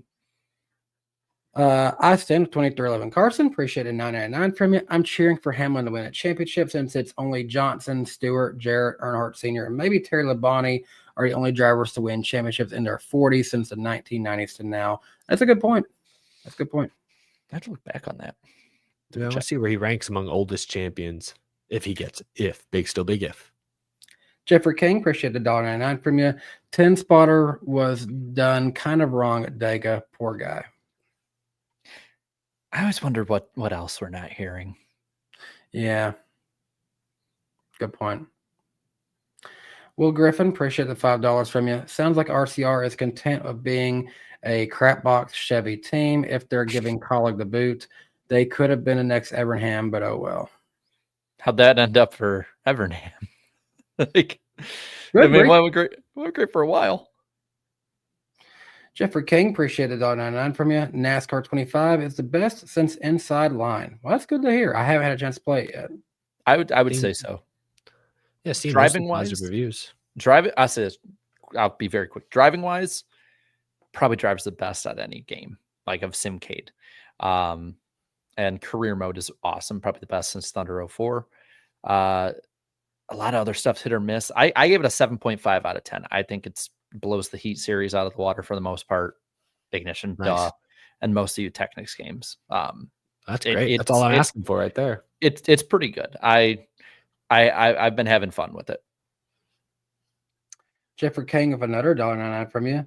And I agree with his take here. Any champion in any format is a legitimate champ. Much as you want to disagree with it, yeah, that's how the rules go. So I agree with that. Jeffrey King, appreciate another $1.99 from you. Eric scared me with the stolen candy skit.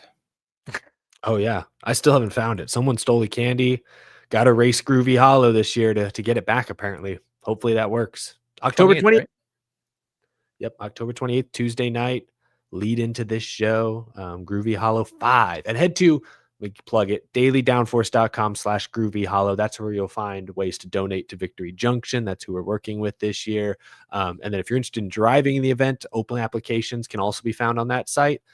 No guarantee you'll be in the show. We're obviously going to keep the field pretty tight. And we have some special guests that are going to get invites. But if you're interested and want to have a shot at it, feel free to fill that out. Anyway, yeah, I'll put a link in the chat.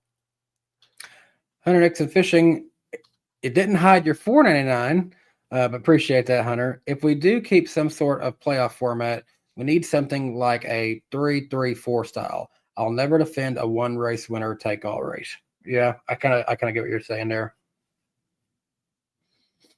The Racing Rail Fanner 93, appreciate the $5 from you. I hate Hamlin with a burning passion, but I have to admit it would be cool and funny as heck to the suits and give Denny the cup if he wins. Hashtag I stand up 2311. Alex, we did read your super chat earlier to Connor. Appreciate that. We'd also read Justin's super chat to Connor as well.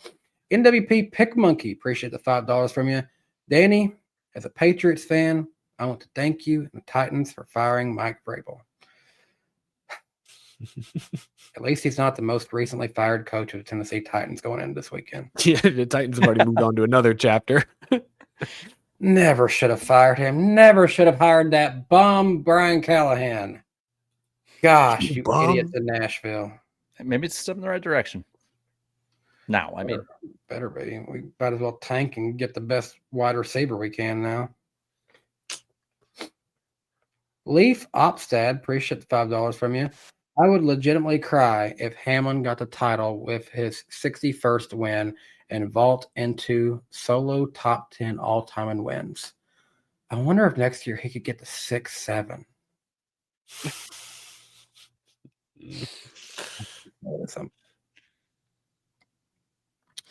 West Virginia, we did talk about you, your smear campaign against Connor for Jesse Love, the most popular driver.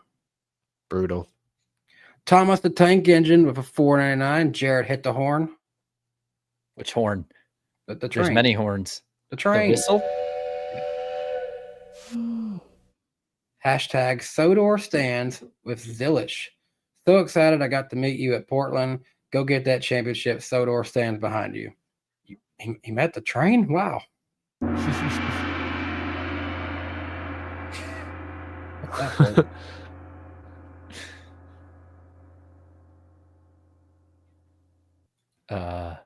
Okay. I said, what's that for? No one said anything. Oh, I did. I just did it for the hell of it. Okay. Ross Crashstain, appreciate it to $2. And we said this, don't be silly, vote for Zilly. Yep, that gets our official partnership in this one tonight. Will Griffin, appreciate the $5 from you. As my thing goes down too much, and I got to scroll up. Sorry. All good. I demand an Xfinity rematch between Zilly and Chase at Pocono. I loved and hated being at that race. Still love and hate Justin for that restart. Go 88. West Virginia, appreciate a $9.99 from you. It's time for redemption, and we all will clap. It's Jeb time. Oh, yeah, Bowman gonna win, probably just a theory. They're all over you, Jarrett. It's yeah. Jebbin time. They are all over your picks. I mean, I saw someone in there is like, I don't know how you guys deal with him. He has a stupid smile, and I'm just like, love you, buddy. NWP picked Monkey with the $5. I'm going to read this exactly the way they wrote it. Danny giving a bum-ass driver's fan base false hope 2 weeks in a row. Hey, Kyle Busch was 8th this last week. Come on now. All sports, all day. Appreciate the $1.99. Guys, brace yourself for this one. You're never going to believe that I would ever say these words on my YouTube channel. Go Vols. Oh, period. I'm shocked. I don't know what to think anymore. 100X and Fishing. Appreciate the $1.99 from you. Chick-fil-A has underrated chocolate chip cookies. Yeah. Cookie review next week. Tune in. Pat Motti, appreciate the $5 from you. Moment of silence for anybody who doesn't get to experience Bojangles fries. Love the show, y'all. That is true. Bojangles has some very underrated fries. Their fries are decent. Biscuits are good. Ross Crashstein, appreciate the $5 from you. Forgot to mention earlier, any other Quinn Howe fans nostalgic after this weekend? Also, someone added a Ty Dillon Talent Memorial. Did they really? All right, someone has to check this. I'll check it. Oh, no. You guys keep looking for that. I'll keep reading. Deep Kite, appreciate the $4.99 from you. No Bad Brad for picks. Finished second in both races last year. P.S. I love your 3 channels. You give out valuable information / news fans. Thank you, Deep Kite. Thank you. And yeah, I picked his teammate as a dark horse. Could have picked any of the Roush guys, really. West Virginia, you've been popping up a lot. Appreciate it, West Virginia. Appreciate the $9.99 from you. Eric, the Mariners have never made the World Series. I'm actually, even though they're rivals with the Astros, I'm kind of rooting for Seattle. AL West supremacy. Rangers, Mariners, Astros have won like 3 of the last 4 World Series. If the Mariners win it this year, it will be like 3 of the last 4, dominating the American League. I kind of love that. Wow, listen, this one. Jensen N. Appreciate the $20. Love watching you guys every week. Sweet potato fries and real poke bowls for the win. Aloha from Honolulu. Oh, nice. Wow. Awesome. Aloha. It must not be even that late out there. That's I can crazy. check that too. I don't see any Ty Dillon Talent Memorial on Same. Google Maps.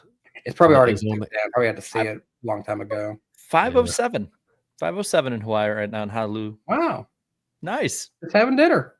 Gotta be beautiful out there. Hopefully some sweet potato fries for dinner. Thomas Okay. Jacques, appreciate you being a member of Danny B Superfans for 1 month.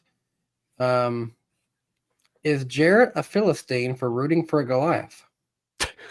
Good Bible reference. Sure. I don't friggin' know what I'm agreeing to. It's like signing the Apple terms of agreement. I don't know what the hell I'm signing, but the update will ruin my phone. And last super chat of the night, I stand with 2311 Carson. Appreciate the $9.99 from you. Richard Petty, Bob, what are you laughing about? The comments. Jeez. Oh gosh. Terrible conditions to degree.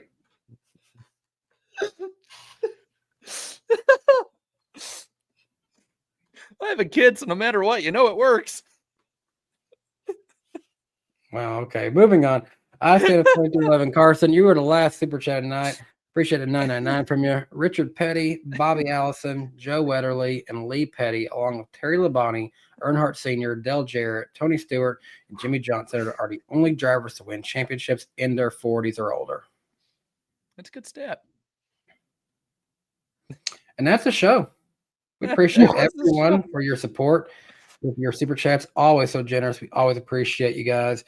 As I mentioned earlier, check out my Twitter, my pinned tweet. If you can, show some love to the Doom family. It's been horrible news to find out that rest in peace, little William.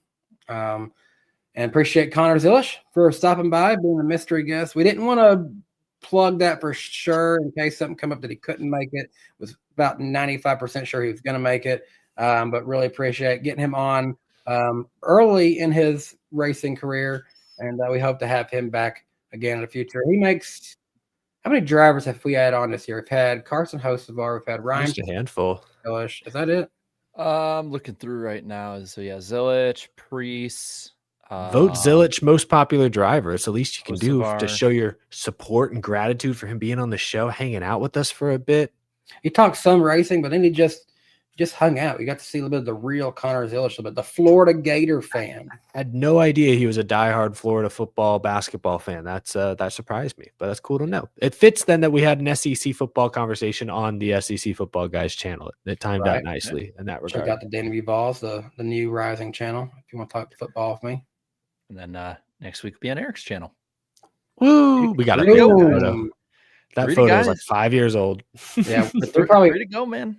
we all need to update our photos. Mine's from like 5 years ago as well.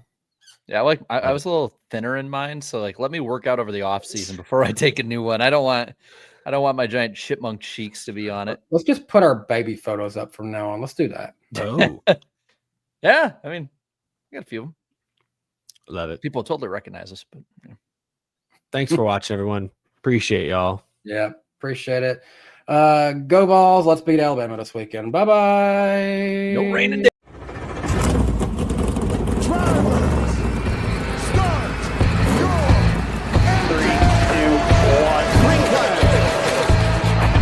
Start it off right now. Right on. Come on. Clean outside. 3 wide. 3 wide. Where you playing? We're going. I like the aggression. Let me drop the green bar. You can go tell all those guys up there they can suck it. What we're about to do is not a good idea. All good. What is he doing? You gotta be kidding me. Half the pack is flying apart. They're so nice to see at the line. Oh, pack of cars come piling in as well. Jump. Coming the way. Hello. Come back on him. That was incredible.